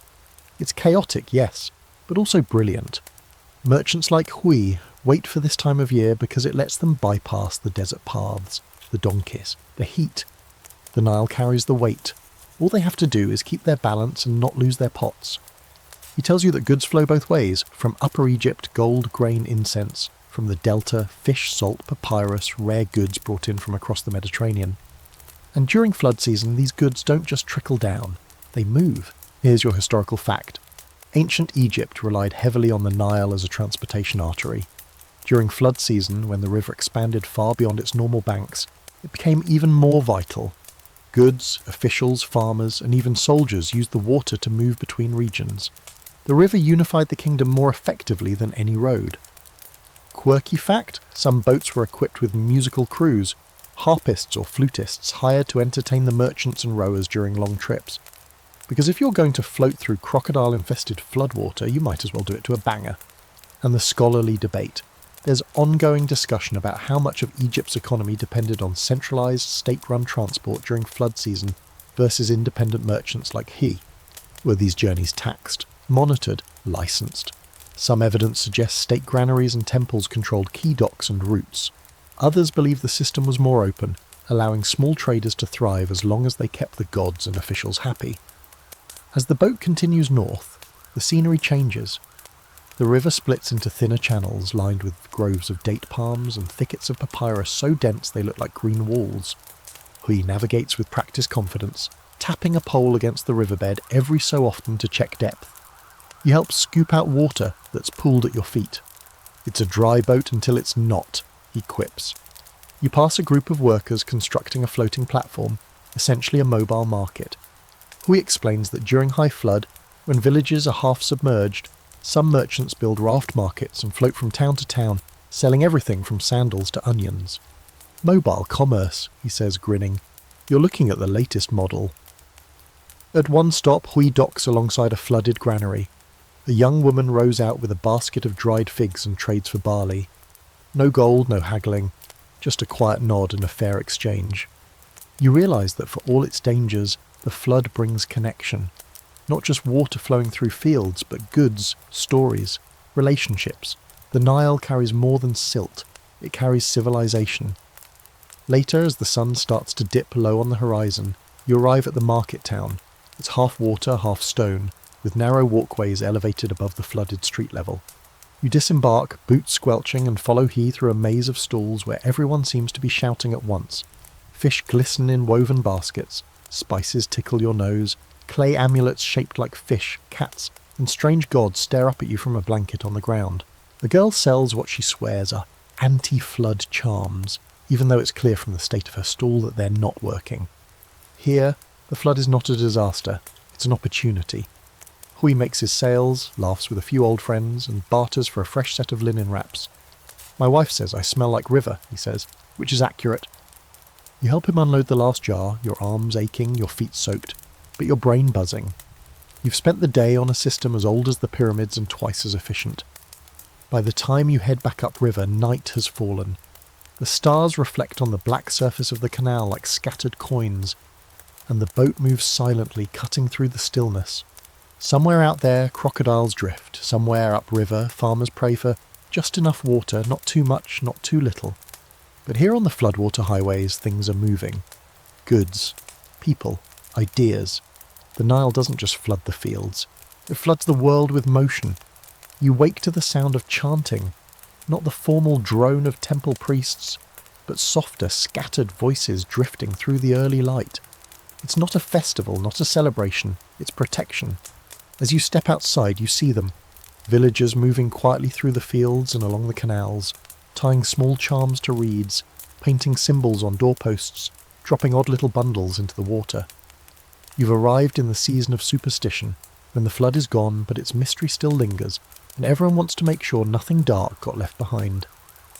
You meet a woman named Henut, known around the village as a midwife and something of a spiritual fixer. She's short, sharp-eyed, and smells like crushed herbs and wood smoke. Her fingers are stained green from constant handling of plants, and around her neck hang at least a dozen charms. Frogs, ankhs, tiny clay crocodiles, and something that looks suspiciously like a miniature fish bladder. You point to that last one and she grins. "Keeps the water spirits away from your kidneys," she says, dead serious. She invites you along for her rounds. Today she's delivering protective amulets to households along the canal. Some were commissioned, others she simply gives away. "Not everyone remembers to be afraid," she mutters, placing a tiny hippo-shaped figurine in a basket of dates beside a doorway. You ask her what she's guarding against. She ticks them off on her fingers. River ghosts, fever demons, bad water, angry ancestors, crocodile dreams, the usual. It sounds like a joke, but it isn't. Egyptians believed the Nile wasn't just a river. It was a border between worlds. It carried life, yes, but also death. During the flood, when water covered everything and normal boundaries vanished, so did the lines between natural and supernatural. Now that the floodwaters are pulling back, people are trying to reclaim those borders, with spells, with offerings, with frog-shaped jewellery. You stop by a home where a young mother is tying blue-painted charms onto her children's ankles. Henut gives her a nod of approval. "Blue wards off river spirits by Humson," she explains. "It confuses them." You ask what happens if you don't wear the charms. "You cough until your lungs feel like fishnets," Henut says cheerfully. You don't ask for clarification, you just take the charm she hands you and thank her sincerely. Here's your historical fact. Protective amulets were a central part of Egyptian daily life. While many are found in tombs, plenty were worn in life, especially during and after the flood season. Frogs symbolised fertility and rebirth, hippos were for protection, and blue-glazed faience was believed to shield against evil forces associated with water. Quirky fact, there was a specific spell against sleeping in the path of crocodile breath, found in one obscure magical text. Apparently, even the exhale of a reptile could mess up your dreams if you weren't careful. So yes, croc breath, ancient Egypt's original sleep paralysis demon. And the scholarly debate? Researchers still argue how much of this flood season magic was religious versus practical. Were these amulets part of an official religious structure, tied to temples and priesthoods? Or were they more grassroots, a kind of folk magic passed down through families? The answer is probably both. Egypt's spirituality was layered, and the line between official and personal was as blurry as the Nile at flood. As the day heats up, you follow Henut to a tiny shrine near the canal. It's dedicated not to one of the big gods, but to Taweret, the hippo goddess of childbirth and household protection. Her image is carved into a mud brick wall, wide hips, lion's paws, and the snout of a very determined hippo. She looks terrifying and maternal all at once. Offerings line the base of the wall: lotus petals, dates, beer-soaked bread, and little clay models of babies wrapped in linen. Henut kneels and murmurs a few words, lighting a bit of resin that smells like mint and charcoal. You kneel beside her, not sure what to say, but the gesture seems to matter more than the words. Protection isn't always about stopping danger, she says. Sometimes it's just reminding it to pass you by. You leave a tiny carved fish you bought at the market last week. She nods approvingly. A good offering. Fish understand the river. You decide not to ask what that means. The answer would probably only raise more questions. That afternoon, you visit a local craftsman named Beckin who specialises in making amulets from river clay and discarded bits of reed. His fingers are blackened with soot and dye, and he works with quiet intensity, rolling and shaping charms while a kettle boils beside him. I make 200 of these a season, he says, holding up a small scarab painted in turquoise. Half go to traders, half to temples. The rest I give away. You ask why, he shrugs. Keeps the river polite. As the sun sets, people gather along the canals for what looks like a ceremony, but feels more like a neighbourhood watch meeting. Offerings are placed in the water, tiny boats made of bread, floating lanterns with prayers written in charcoal, pots filled with herbs and oil. Someone plays a soft tune on a flute. Children are hushed for once. The canal reflects everything in long golden lines. Then silently the first of the bread boats is pushed out. It drifts downstream, carrying with it dozens of unspoken fears. You sit at the bank beside a girl no older than 10. She's holding a reed doll and whispering to it. You lean in to listen and catch words like sister, next flood, Manu, and don't be sick again.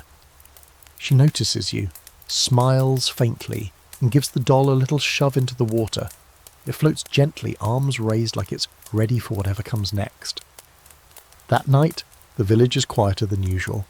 The rituals are done, the charms are hung, the fears have been named, sung, whispered and set afloat. You tuck the frog amulet Henut gave you under your head wrap and lie back under the stars, the same stars that watched over every flood season for thousands of years. The Nile may rise and fall, the gods may change faces, the priests may chant different prayers, but the people always hedge their bets. With charms, with magic, with small acts of hope shaped from mud and belief. Because when you live with a river that listens, it only makes sense to whisper. You slip into the tomb just after sunrise, following a narrow shaft carved into rock that smells of old dust, oil smoke, and something harder to place, maybe time itself. The air is still and heavy, like it hasn't moved in 1,000 years. You walk carefully, guided by a young temple assistant holding a lamp, its flickering light bouncing off the walls and revealing stories you were never meant to forget. This isn't a pharaoh's tomb, not some gold-drenched monument to power. It belongs to a local official, a man you've never heard of who lived his entire life according to the moods of the Nile, and apparently he wanted to be remembered for it. The chamber opens into a low painted room, every surface covered in ochre, blue and faded green, and there it is, on the north wall, a full sprawling scene of the inundation. The Nile floods in stylized waves. Fish leap mid-air. Barley sprouts in tidy rows while workers bend over them like reeds in the wind. Crocodiles float beside smiling gods, and the man himself stands with his arms outstretched, welcoming the waters with a grin so wide it could almost be sarcasm. It's beautiful, and weird, and deeply human. The assistant places the lamp near the floor, illuminating a line of hieroglyphs beneath the painted river. He reads softly, translating as he goes. When the flood came to me, I was not afraid. I opened my storehouse to my neighbours, and my fields drank deeply. May the Nile rise again, and may I be remembered as one who gave back what was given. You glance at the painted man's expression again. He looks very pleased with himself. You move slowly along the walls, tracing scenes of flood seasons gone by, temples half submerged, granaries overflowing, villagers dancing by torchlight. In another panel, there's a scale weighed down with sacks of grain on one side and an image of a cow on the other. Possibly symbolic. Possibly a very weird form of bookkeeping. Either way, it's a reminder that even in the afterlife the Nile still matters. These aren't just decorations. They're insurance. Here's your historical fact. Tombs in ancient Egypt often included detailed depictions of everyday life, including the annual Nile flood. These weren't just records. They were wishes, prayers in painted form, meant to ensure the deceased could access the same abundance in the afterlife. If you lived by the river, you expected to die with it too. Quirky fact. Some tombs included miniature models of flooded fields, complete with tiny boats and seed throwers. Like ancient dioramas, they served as magical proxies, ensuring that farming, and therefore eating, could continue even in eternity. One tomb even had a tiny nylometer carved from wood, just in case the gods needed help reading the flood levels in the underworld. And the scholarly debate. There's ongoing discussion about whether these tomb depictions are literal records of real events or idealised fantasies of what life should have been. Some argue they reflect accurate agricultural practices and social dynamics, others believe they were aspirational. Afterlife propaganda for the gods, basically. Look how generous I was, definitely give me a nice eternity, please and thank you. You duck into a second chamber, smaller and darker. This one feels older, rougher. The walls aren't as well preserved, but you can still make out the faint shape of a boat drifting on floodwater. A woman stands at the prow, arms raised. Behind her, fish leap and twist in impossible directions. The assistant says this is a scene of the Nile voyage to the afterlife, a mythic journey through sacred waters where the dead must prove they lived in balance with the land. You ask what happens if they didn't. He simply says, then the river forgets them. Chilling. On your way out, you stop before one final painting. It shows a priest pouring water from a tall jar onto dry soil, his other hand raised toward the sky. A single line of hieroglyphs beneath it reads, "To rise is to remember, to fall is to be forgotten." It hits harder than you expect. Outside, the sunlight feels too bright, too fast. You blink and take in the Nile in the distance, its surface calm, almost lazy. You wonder how many names it has forgotten. How many lives were swept away, unnoticed, uncarved, unpainted. Not everyone gets a tomb, not everyone gets a wall of prayers and flattering reviews. Most people's flood stories are written only in memory. Or in mud, which doesn't last nearly as long. You walk back to the village slowly, thinking about those tombs, about how the Egyptians didn't just fear the flood or praise it, they preserved it, immortalised it, ensured that the annual drama of too much water or too little would echo beyond their own lifetimes, that future generations, maybe even you, would walk through a dusty chamber and say, "Ah, so this is how they lived, this is what they feared, this is what they loved." That evening, Thyet shows you a charm she's been carving, a little stone fish, rough and simple. "For my brother," she says. "He wants to be buried with the river, like the men in the painted tombs." You ask if he's dying. She laughs. "No, but it's good to be ready." In Egypt, the line between life and afterlife isn't a wall, it's a canal. You'd better bring something to paddle with. The stars rise over the Nile again, same as always, reflected in its slow ancient current. Somewhere upstream a crocodile yawns. Somewhere downstream a farmer checks his canals. And deep underground, in painted tombs, the river floods over and over again, in perfect cycles of memory and magic. Because in Egypt, the Nile never truly stops rising. Not if someone remembers. You're riding a donkey through a patch of mud that seems determined to consume your sandals, and every few seconds the beast turns its head to glare at you, like it deeply resents your existence. Welcome to Lower Egypt, the Delta. Wide, flat, sprawling, and very, very wet. You've made your way downriver, following the Nile as it fans out into a dozen snaking channels before emptying into the Mediterranean. This is flood country, Big sky, thick reeds, and more mosquitoes than any reasonable climate should allow. Everything feels different here. In Upper Egypt, where you started your journey, the Nile is a single thread pulled tight between the cliffs and highlands. Life hugs its banks in tidy lines, but here in the delta the river unravels, it sprawls, it meanders. Fields stretch forever, interrupted only by the low levees, and the villages seem more scattered, more improvisational. Even the people walk differently, barefoot more often, sleeves rolled up, bit more sceptical of strangers, including you. You meet a man named Panesi, local farmer who agrees to show you around. He's got the lean build of someone who wrestles weeds for a living, and a face that could have been carved out of datewood. You want to know about the flood, he asks.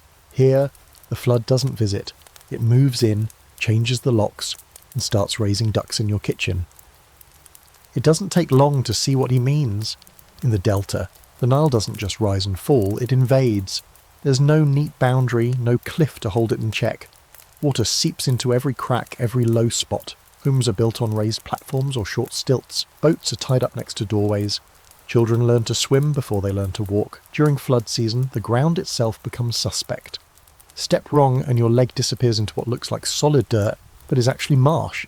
Yet somehow they thrive here. You pass fields bursting with flax and onions, date palms groaning with fruit.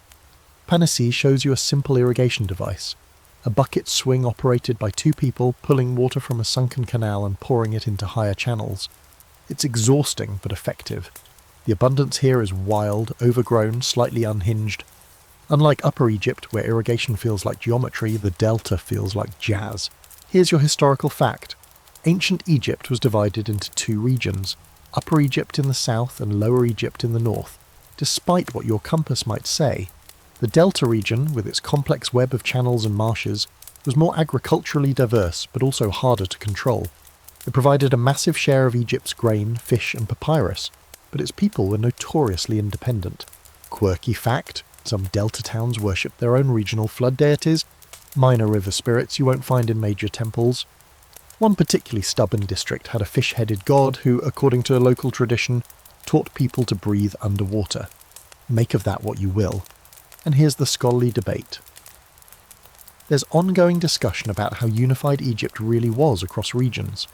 Officially, the pharaoh ruled both Upper and Lower Egypt equally, but archaeological evidence suggests that delta communities often operated with a lot more autonomy than the official records admit. The geography simply made central control harder, and the people, perhaps, less inclined to be ruled by distant gods and taxmen.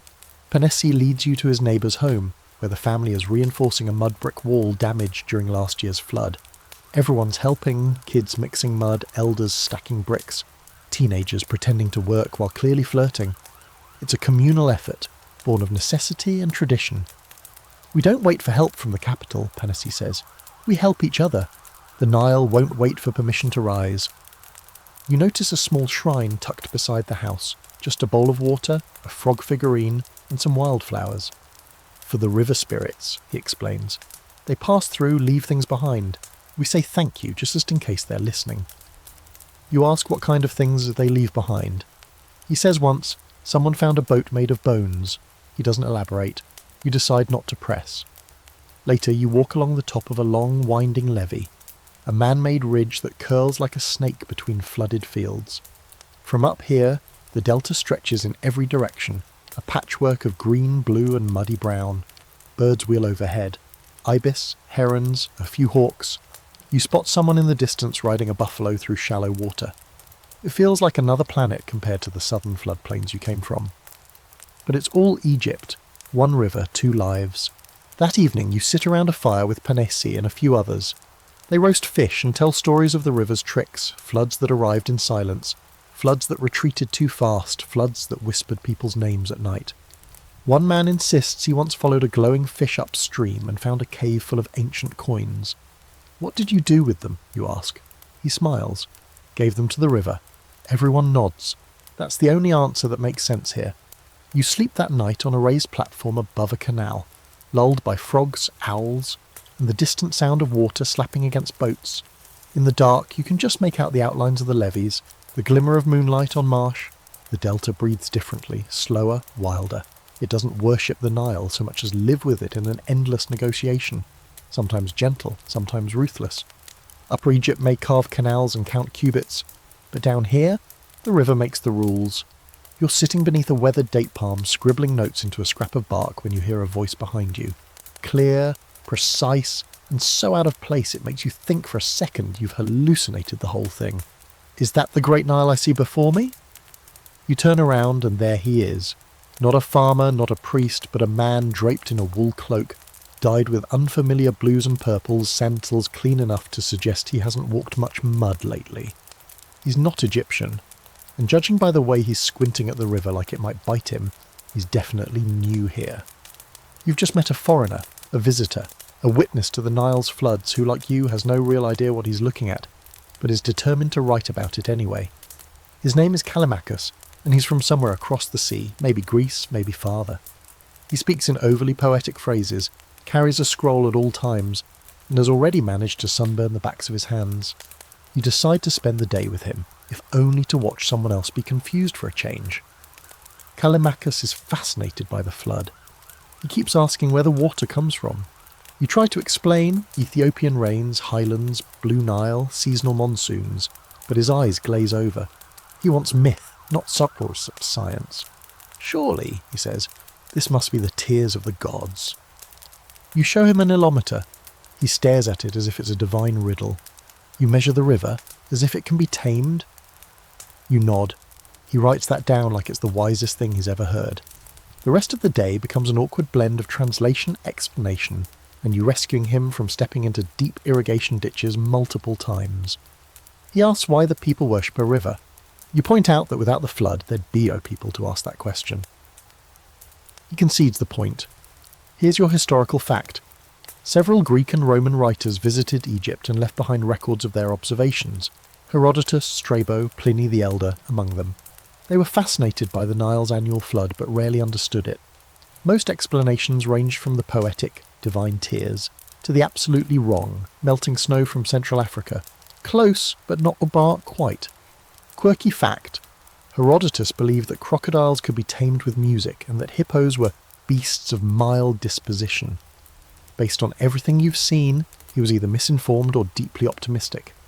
Still, he wrote it down and people believed it for centuries. And the scholarly debate, ancient foreign accounts of the Nile are valuable, but they're also riddled with exaggeration and cultural misunderstanding. Scholars today argue about how much weight to give these texts. Are they windows into how Egypt was seen by outsiders, or just fantastical travel blogs written by men who couldn't handle spicy food and were terrified of frogs? As the sun climbs, you take Callimachus to meet Henut, the midwife and folk priestess. She regards him with one eyebrow raised and a look that says, "I've seen this kind before." Still, she offers him a charm, something to ward off river anxiety, she says. He accepts it solemnly, asking if it works on philosophical confusion. She tells him no, but it might help him sleep. Later, he watches Thayet and others harvesting early sprouting barley and is stunned into silence by the sheer coordination of it. "It's like a ritual," he whispers. You nod. "It is a ritual," Thayet replies. "Every year." Then he asks if she believes the river has a will of its own. She doesn't answer directly, just wipes the sweat from her brow and says, "The Nile is like a parent, sometimes kind, sometimes angry, always watching." You catch Callimachus scribbling that down too. By the afternoon he's full of questions. Why do the temples mark flood levels in stone? Why do farmers leave offerings for crocodiles? Why does no one seem to know exactly how high the water will rise until it does? You try to explain that the Nile isn't a machine. It doesn't follow rules. It follows rhythms. It listens to rain far away. It feels the heat of distant mountains. It remembers more than it reveals. He asks why the people trust it. You point to the granaries, the fields, the canals, the songs sung to rising water. They don't trust it, you say. They trust themselves to survive it. That night you sit with him beneath the stars. He's quiet now, watching the river glisten in the moonlight. "It's more than water," he finally says. "It's a story." You smile.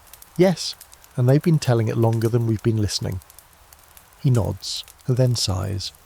"Back home, we have wine, and poetry and debates about the soul, but none of it can do what this river does with one good rain." The next morning, Callimachus departs, packing his scrolls and his confusion into a small boat headed downriver. He thanks you, leaves you a weirdly detailed drawing of a crocodile, which is either adorable or alarming, and says he'll write of Egypt as a land ruled by a river and saved by memory. You watch him go, amused, touched, and a little grateful, because sometimes it takes an outsider to remind you how strange and miraculous this place really is.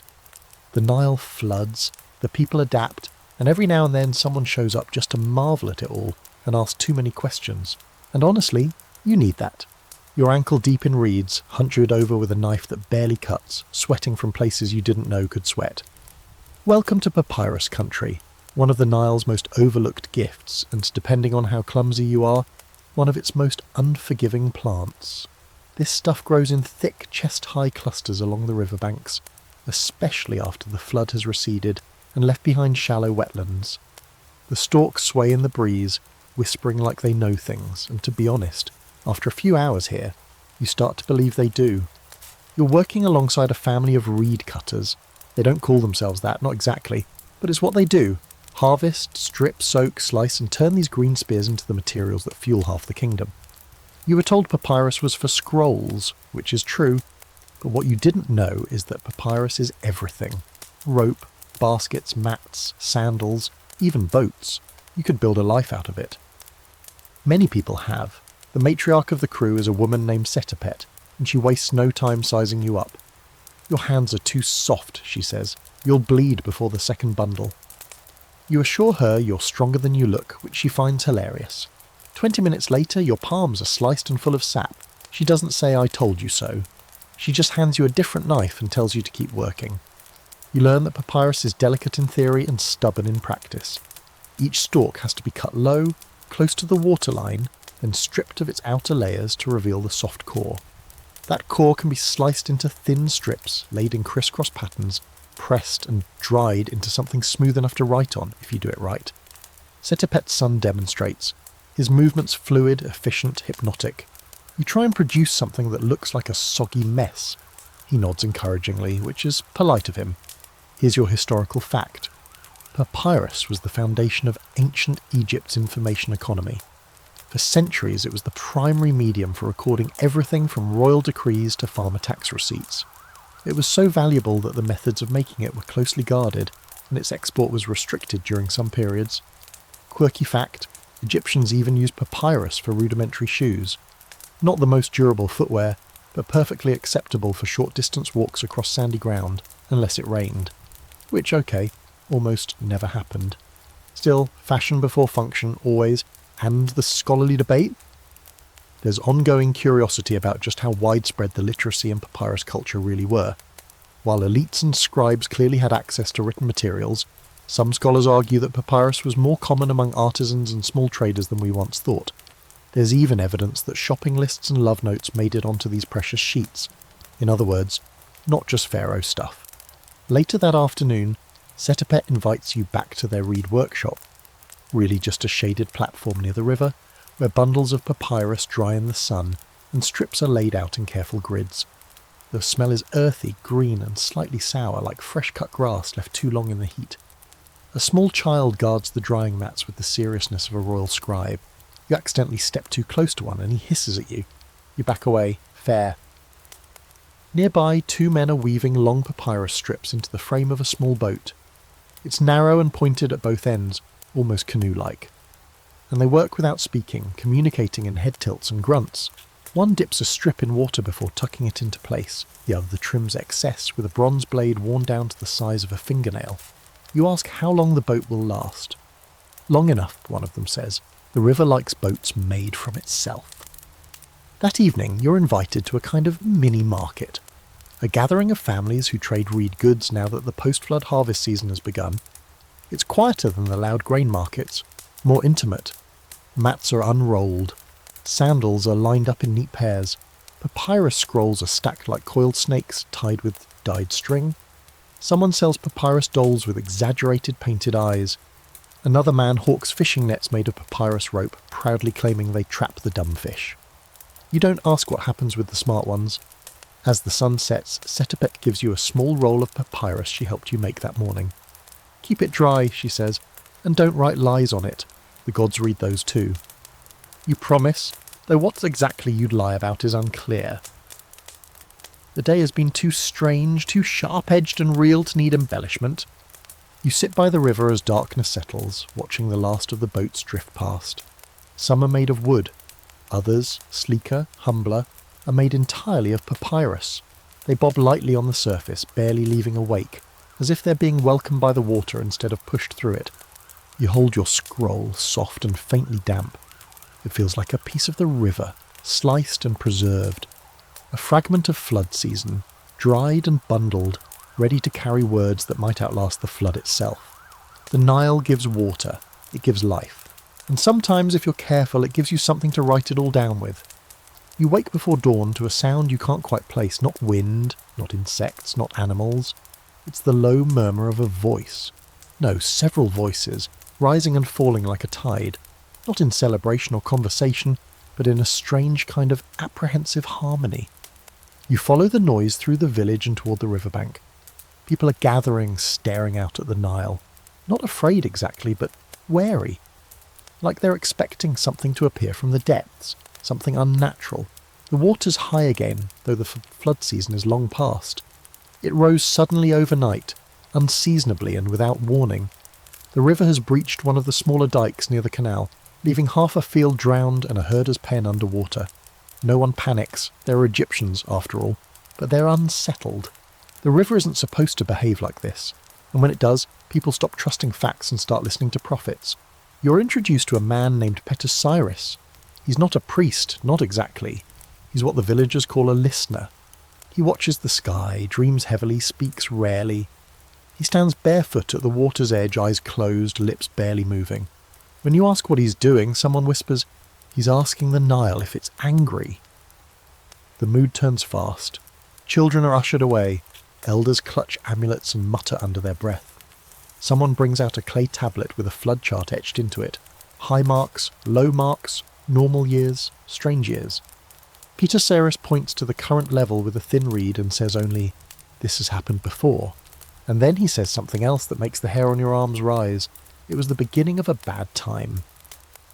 Now people are really listening. You sit in the shade of a fig tree as the village buzzes with sudden anxiety. What could it mean? Is this a second flood, a punishment, a forgotten debt to the gods? Henut, the village midwife, scowls at the panic. "It's just water," she says, but no one listens to old women when the men start dreaming.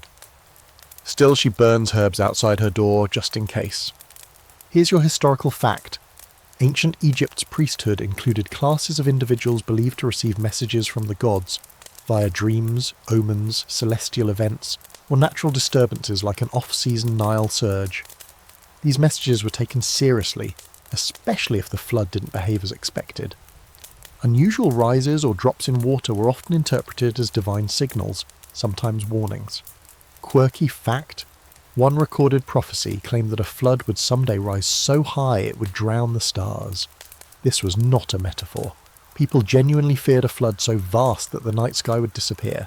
Dramatic? Absolutely. But when your civilization is built on the edge of an unpredictable river, poetic paranoia starts sounding reasonable. And the scholarly debate. Some historians argue that flood-related prophecies were used as political tools, warnings that conveniently justified tax changes, temple construction, or military campaigns. Others believe they reflected sincere religious anxiety, especially during periods of instability. The truth likely depends on who was delivering the message and who stood to benefit from the fear. Later that afternoon, Papyrus leads a small procession to the ruined dike. It's part ceremony, part repair crew. People bring offerings, milk, honey, flowers, even a tiny bronze duck that's clearly been in someone's family for generations. They place them near the breach, say a few prayers, then start hauling mud. Just like that, superstition returns to practicality. Maybe the river sent a sign, or maybe the dike just needed fixing. Still that night, you hear talk of omens. Thyet tells you her uncle had a dream of a lion walking through barley fields. Panesi swears the ibis birds have stopped nesting in their usual tree. Henut insists the water tastes different. "Thinner," she says. You ask her what that means, she shrugs. "Worse." At the temple, the priests dust off old scrolls filled with prophecies. You sneak a peek at one. It describes a time when the Nile flows backward, fish climb trees, and the dead argue with the living. It sounds like a bad mushroom trip. But to them it's prophecy, a warning. You realise prophecy in Egypt isn't about predicting specific things, it's about interpreting patterns. It's about catching the signs before the signs turn into disasters. That night, the stars disappear behind thick clouds. The air turns damp and metallic. Somewhere thunder rumbles. And even though everyone says it's probably just a northern storm, no one sleeps quite right. You dream of a river that rises into the sky. The next day things feel normal again. The Nile has receded. The breach is sealed. The children are back in the shallows, flinging reeds at frogs. But the tension hasn't gone away. It clings to the edges of the market, to the careful way people weigh their grain, to the prayers spoken a little more quietly than before. Papyrus leaves town. No one says where he's going. He just walks upriver, alone, staff in hand, eyes scanning the horizon. You ask if he's coming back. If the river speaks, he says, someone has to answer. You watch him go and wonder how many times Egypt has held its breath like this. Afraid not of war or famine, but of a river acting out of character, a river that normally gives, suddenly threatening to mean something. Because in a land this old, strange floods don't just ruin fields, they shake the story. You're elbow deep in wet clay, trying and failing to make a drinking bowl that doesn't look like a squashed onion, when the old potter beside you sighs and says, "This would be easier in Mesopotamia." You glance up, unsure if he's joking. He is, but only barely. The floodplain has a way of warping your sense of place, and today you're not just in Egypt. You're in a mental tug-of-war with every other river civilization that ever tried to do what Egypt does, thrive on the edge of disaster. You spend the morning sitting with elders and tradespeople who've heard of the Euphrates, the Tigris, even the Indus. Not in a "we visited last year" kind of way, but through stories passed down, trade gossip, and the occasional wanderer who made it across the sands and didn't immediately die of heatstroke. They have floods too, someone bub tells you, but not like ours. Ours know their place. You're not so sure about that, but it sparks a thought. How did Egypt's river culture compare to the others? Everyone talks about Egypt like it's special, and it is, but it's not the only place trying to dance with rising water. So you do what anyone would do. You go talk to the scribes. You find a group of them under a shaded portico near the temple granary. They're all elbows and ink-stained fingers, and they're more than happy to show off their geographical knowledge. One of them, a smug little man named Kenhotep, pulls out a scroll so old it smells like regret and fish. It's a map, sort of. A symbolic rendering of the known world, which basically means Egypt in the middle, and everyone else shoved off to the margins like badly drawn cousins. Still, it shows rivers. The Tigris, the Euphrates, the Indus, even a weird squiggly one labelled the River of Gold, which you suspect might be wishful thinking more than cartographic accuracy. Kenhotep explains that in Mesopotamia for them, the floods are unpredictable. Sometimes gentle, sometimes catastrophic, never arriving quite when they are expected. They build with stone and fear, he says smugly. We build with rhythm. It's a little arrogant, but not entirely wrong. Here's your historical fact. The Tigris and Euphrates rivers, feeding ancient Sumer, Akkad and Babylon, had far less predictable flood patterns than the Nile. Their floods could be sudden and violent, often damaging crops and settlements. The Nile, by contrast, flooded seasonally and more consistently, which allowed Egypt to develop one of the earliest planned agricultural systems in history. Quirky fact, some Mesopotamian cities had official flood inspectors, men whose entire job was to watch the rivers and yell when things got out of hand. Their warnings were sometimes ignored, often shouted over by merchants insisting the market must go on. In other words, ancient Mesopotamia also had bureaucrats no one listened to until it was too late. And the scholarly debate? There's long been discussion about which river system truly gave birth to civilization. Mesopotamia's wild, dangerous waters, or Egypt's steady, almost paternal flood. Some scholars argue Mesopotamia forced innovation through necessity. Egypt allowed it through stability. Others point out that both had their crises, their brilliance, their collapses. It wasn't a competition, just parallel experiments with water, mud, and very determined people. In the afternoon you visit a caravanserai where merchants from across the ancient world pass through. You meet a trader from the east who speaks of monsoon-fed rivers and rice paddies, where the water comes from the sky more than the land. You Egyptians wait for water, he says. We chase it.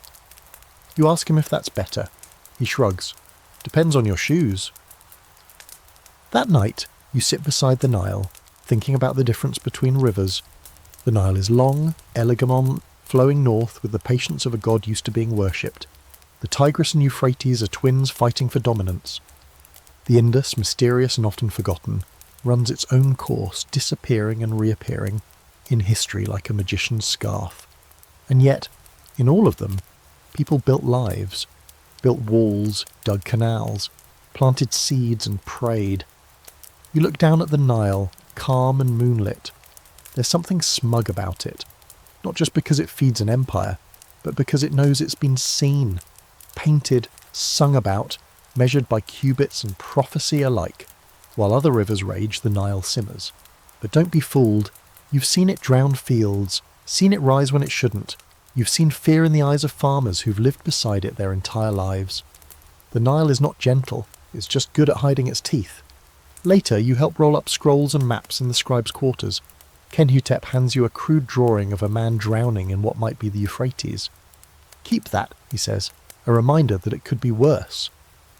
You thank him, slightly disturbed, and fold it into your tunic. Here's what you're starting to understand. Every river civilization thought it had the answer. Control the water, feed the people, praise the gods.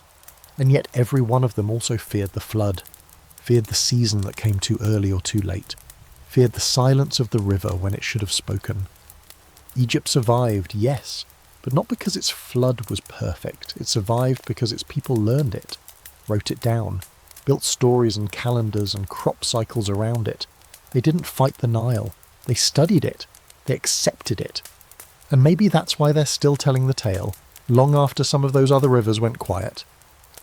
You're sitting cross-legged in a shaded courtyard, trying not to fall asleep in the heat, while a temple scribe reads aloud from a scroll in a voice so slow and steady it could lull a crocodile into a coma. The scroll is filled with poems, odes, hymns, praises, and every single one is directed at the Nile. Not the gods, not the pharaoh, not even the harvest, just the river, line after line describing its curves, its gifts, its moods, like someone writing love letters to a seasonal flood. You glance around. No one is laughing. This is serious. This is identity. A young girl nearby is drawing in the dust with a stick, copying the signs for Nile, grain to life and forever. You lean in and ask her if she knows the poem by heart. She nods a little proudly and recites a line. He comes in darkness to bless the land with light. You try to act impressed, but you're mostly thinking about how strange and beautiful it is to grow up seeing a river as a person, a father, a god, a story that runs beneath your skin. Later, you walk along the edge of the river with a group of students, novice scribes, sons of merchants and mid-level priests. They are practicing their reed writing on clay tablets, drawing the same 3 glyphs over and over again. Iteru A, Gwa, Great River. One of them, the youngest, pauses and says, "The Nile is Egypt's first word." The teacher corrects him. "No, it's Egypt's voice." You find it poetic, sure, but not just metaphorical. You've started to see how deeply the river is etched into the Egyptian sense of self. It's not just geography, it's personality, it's character. People here don't live near the Nile. They're Nile. Everything is Nile-shaped, even their stories. At a potter's stall you see amphorae with stylized river scenes painted onto them. Blue lines winding between gold fields, gods rowing boats, fish leaping like dancers. In the market square, a bard sings of a boy born in floodwater and carried to the shore by a crocodile who loved him too much to eat him. At the temple, a mural shows Happy, the Nile god, pouring water into 2 jars, one marked life, the other marked memory. Here's your historical fact. The Nile wasn't just central to Egypt's economy and survival, it was central to its mythology and national identity. It featured in origin stories, creation myths, royal propaganda, and funerary texts. The Nile was said to originate in the tears of gods, and its flood was seen as the heartbeat of the world itself. Quirky fact? In one creation myth, the Nile is said to have existed before the gods, flowing through the void of pre-creation, carving order out of chaos. Imagine that. Before time, before sky, before language, there was just water, rising and falling, waiting for someone to notice. And the scholarly debate, academics often argue about how unified the Egyptian identity really was, especially early on. Some suggest the Nile became a tool for state propaganda, used to bind the upper and lower regions together under one pharaoh and one mythology. Others believe the reverence for the river was genuinely grassroots, rising from centuries of shared dependence and collective memory. But most agree, by the time the pyramids were standing, Egypt didn't just know the Nile, it was the Nile. That afternoon you visit a tiny household shrine, barely the size of a goat pen, and find a hand-carved wooden tablet nailed to the wall. It's not official, it's not priestly, it's personal, a prayer from a man to the Nile, thanking it for saving his son from fever. You came in the night and carried the heat away, it reads. You ask the family if the Nile really did that. The mother smiles. We believe what helps us sleep. You leave the village later that day and walk along the canal, the silt soft under your feet. You pass farmers singing to the crops, workers repairing a broken gate in the irrigation channel, a pair of old men arguing about whether the Nile ever truly left a woman pregnant. It fed her, one says. Close enough, the other shrugs. You sit on a stone and watch the river pass.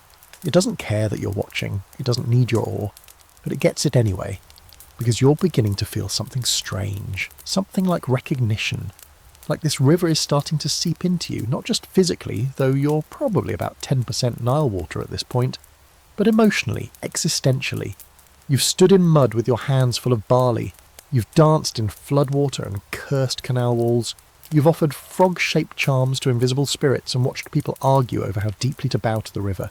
You've seen it give, you've seen it withhold, and through it all no one, not once, has ever asked if they should live this way. Because it's not a choice, it's a relationship. The Nile gives identity the way it gives water, slowly, constantly, without asking. You head back to the village at dusk.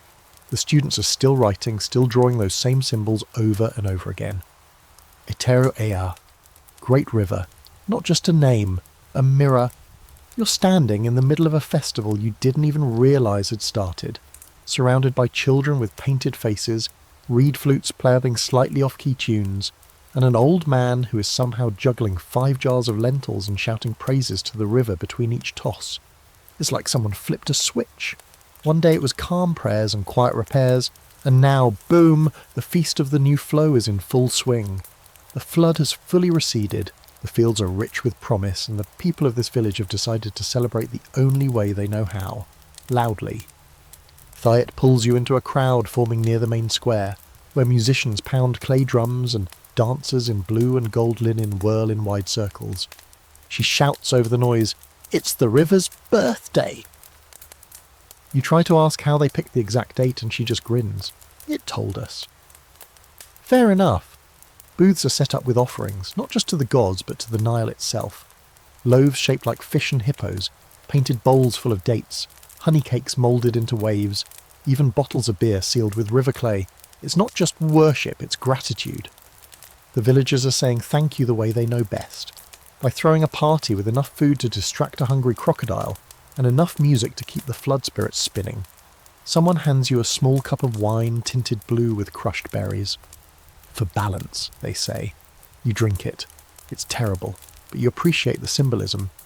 Children lead a miniature procession through the fields, carrying papyrus banners and singing old river songs, the words passed down from grandmothers who swore they learned them from the Nile itself. They're off-key and out of rhythm, but somehow perfect. The farmers follow behind, pouring the first jars of water into the soil, symbolically starting the growing season. Every drop means something. Here's your historical fact. The Egyptians held several festivals tied to the Nile, the most famous being the Wepet Renpet, literally opening of the year, which often coincided with the arrival of the flood. While the exact timing varied, celebrations marked the receding of the waters and the return of fertile land, often involving public feasts, rituals and offerings to Hapi, the Nile god. Quirky fact. In some regions, villagers would float small reed boats carrying candles, prayers, or even tiny model pigs as symbolic gifts to the river. If they floated upright, it was seen as a blessing. If they capsized, well, time to write a few extra prayers and maybe reinforce the dikes. And the scholarly debate. There's disagreement about just how structured these festivals were. Some historians argue they were organised by the state or temples, while others suggest they were more local, seasonal events driven by community tradition. Evidence points to a mix. Centralised rituals in big cities, more improvised celebrations in rural villages. Either way, the Nile wasn't just honoured, it was invited to the party. Back at the village, a group of artisans sets up a storytelling circle. Painted boards illustrate old myths, the time the Nile ran backward, the tale of the crocodile who judged liars, the story of the god who swallowed the river during a tantrum and had to cough it back up. The children watch wide-eyed, completely enthralled. You sit beside them and catch yourself grinning. Somehow these stories feel less like fiction and more like memories. Thyet hands you a handful of river clay shaped into tiny charms. "Take one," she says. "They bring good luck if you throw them into the water and don't ask for anything in return." You pick a frog. Why not? You wander to the riverbank, hold the charm to your lips for a second, then toss it gently into the current. It spins once, bobs, and disappears. You feel lighter. Maybe it's the wine, maybe it's the clay, and as the sun sets, the mood shifts from rowdy to reverent. Torches are lit along the canals. The music slows. People gather on the bank in silence, watching the water reflect the first stars of the evening. A priest steps forward, dressed in linen dyed a deep Nile blue, and speaks a few soft words, thanking the river for rising, receding, returning. He pours a small bowl of oil into the water, which spreads like a golden flower across the surface. Then everyone joins in, whispering their own words. Some are prayers, some are secrets, some are just names. You whisper too. The crowd disperses slowly, peacefully. Laughter returns, quieter now. Someone hands you a second cup of blue wine. It's still terrible, but you drink it anyway. That night, as you lie on the roof of the house where you've been staying, watching bats flutter and stars pulse, you realise this might be the most honest holiday you've ever seen. No fireworks, no parades, just people gathering to say, "We see what the river gave us, we're still here. Let's be grateful while we can." The Nile never promised consistency, only renewal. And the people, they never asked for more than that. You wake to the quiet clatter of hooves on a stone path, and for once, it's not someone hauling grain or carrying fish or shouting about water levels. It's soldiers. Not many, just a small band. But their armour clinks in a way that makes people freeze mid-step. They're not here for celebration. They're here for the census. And taxes, which in flood season means grain, and, spoiler alert, more grain. You follow them to the edge of the village where the officials have set up shop in a shaded tent. Inside, a scribe sits cross-legged behind a low table, ink brush in hand, a tightly rolled papyrus scroll unspooling with every new name, measurement and offering. Farmers come forward in waves, clutching jars of barley or sacks of emmer. Some calm, some grumbling, all with the tense energy of people who've been through this before and know it never ends quite in their favour. Panesi waves you over as he waits his turn. "This is what the flood really decides," he says. "Not just whether we eat, but whether they let us keep what we've grown." And just like that, the final layer of the Nile story snaps into place. You've seen the joy, the faith, the fear. Now you see the cost, the reckoning. A young boy is pulled forward by a tax collector and asked to recite his family's irrigation allotment. How many cubits of water? How many jars of grain owed? How much land tilled during the receding phase? He stumbles over the words, eyes darting between his father and the scribe. The scribe scribbles anyway.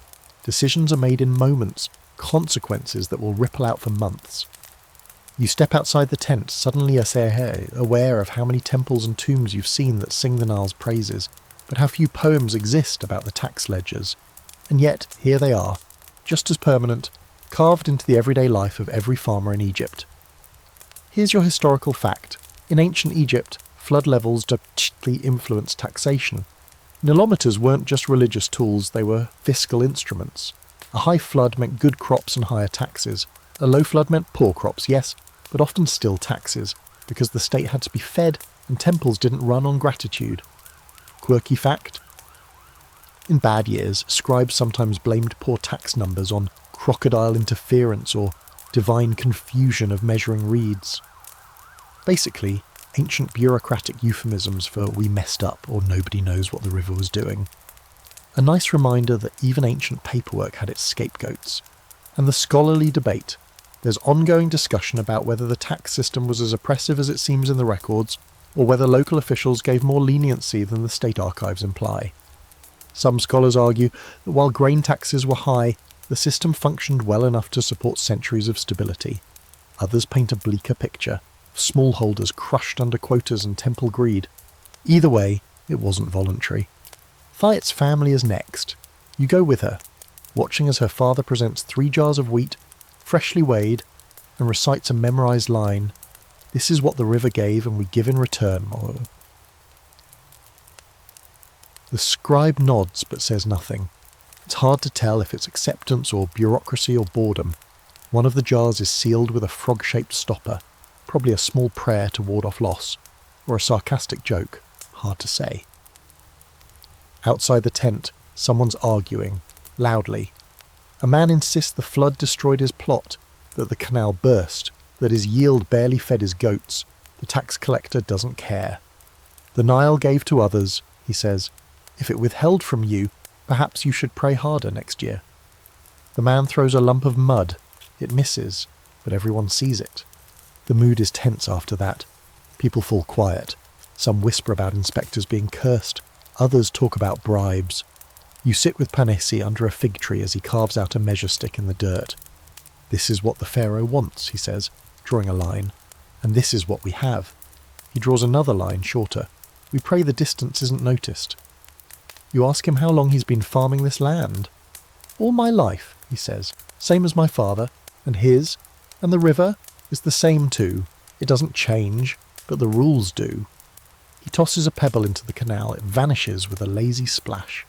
By late afternoon, the soldiers have packed up. The scribe rolls his scroll. The grain is carted away. Life begins to stretch itself back out. Children return to playing near the fields. Thayet helps her mother with the evening fire. The man who threw the mud has disappeared, probably off sulking in a reed boat somewhere. Panessi just laughs. He'll show up again when the river does. And you realise something else. The flood may be natural, but what people do with it isn't. They shape it into law, obligation, ritual. They cut it into quotas and line it up in jars. The Nile isn't just a river here, it's a ledger, a currency, a power. But still, despite the taxes, the tension, the silent calculations behind every smile, there's a strange kind of peace. No one here expects fairness. They expect survival. And they find it, every year, somehow. That night you return to the canal and watch the stars again. You remember the temples, the prayers, the children's songs. But now you hear the other voices too, the quiet counting of scribes, the muttering of worried farmers, the sharp silence between questions. The Nile has 1,000 stories, and not all of them are written in water. Some are written in grain, some in ink, and some quietly, inevitably in the deck column. So now, as the last trace of moonlight glimmers on the surface of the Nile, and the frog chorus fades into the hush of sleeping reeds, you find yourself still beside the river, though the journey is behind you. You've wandered muddy footpaths with farmers and traded charms with midwives, studied flood charts with scribes, floated on reed boats beside merchants, and knelt in tombs that try to remember what the living so often forget. That this river isn't just water. It's a rhythm, a risk, a cradle of survival dressed in silver at dawn and silt by dusk. You've tasted barley brewed in celebration, listened to festival songs that rise like birds startled from reeds, and watched entire villages rebuild what they knew the Nile might one day take again. You've followed dreams, omens, maps, and men who claimed to speak to water. And while they didn't all agree on what the Nile was trying to say, they listened just the same, because in Egypt survival has never been a guarantee. It's a negotiation, between land and water, between people and time. Maybe what you've really learned is that the Nile's greatest gift wasn't the flood. It was the people who figured out how to live through it, who sang to it, who measured it, who questioned it, who stayed anyway. It gave them no promises, but they built eternity along its edge. And now you too carry a piece of that river. Maybe in your mind, maybe on your skin, or maybe, if you're lucky, somewhere quieter, tucked into your dreams like a soft frog amulet, gently humming the way all old rivers do. So close your eyes now, let the rush of water grow distant, let the stars settle. The flood will come again, but not tonight.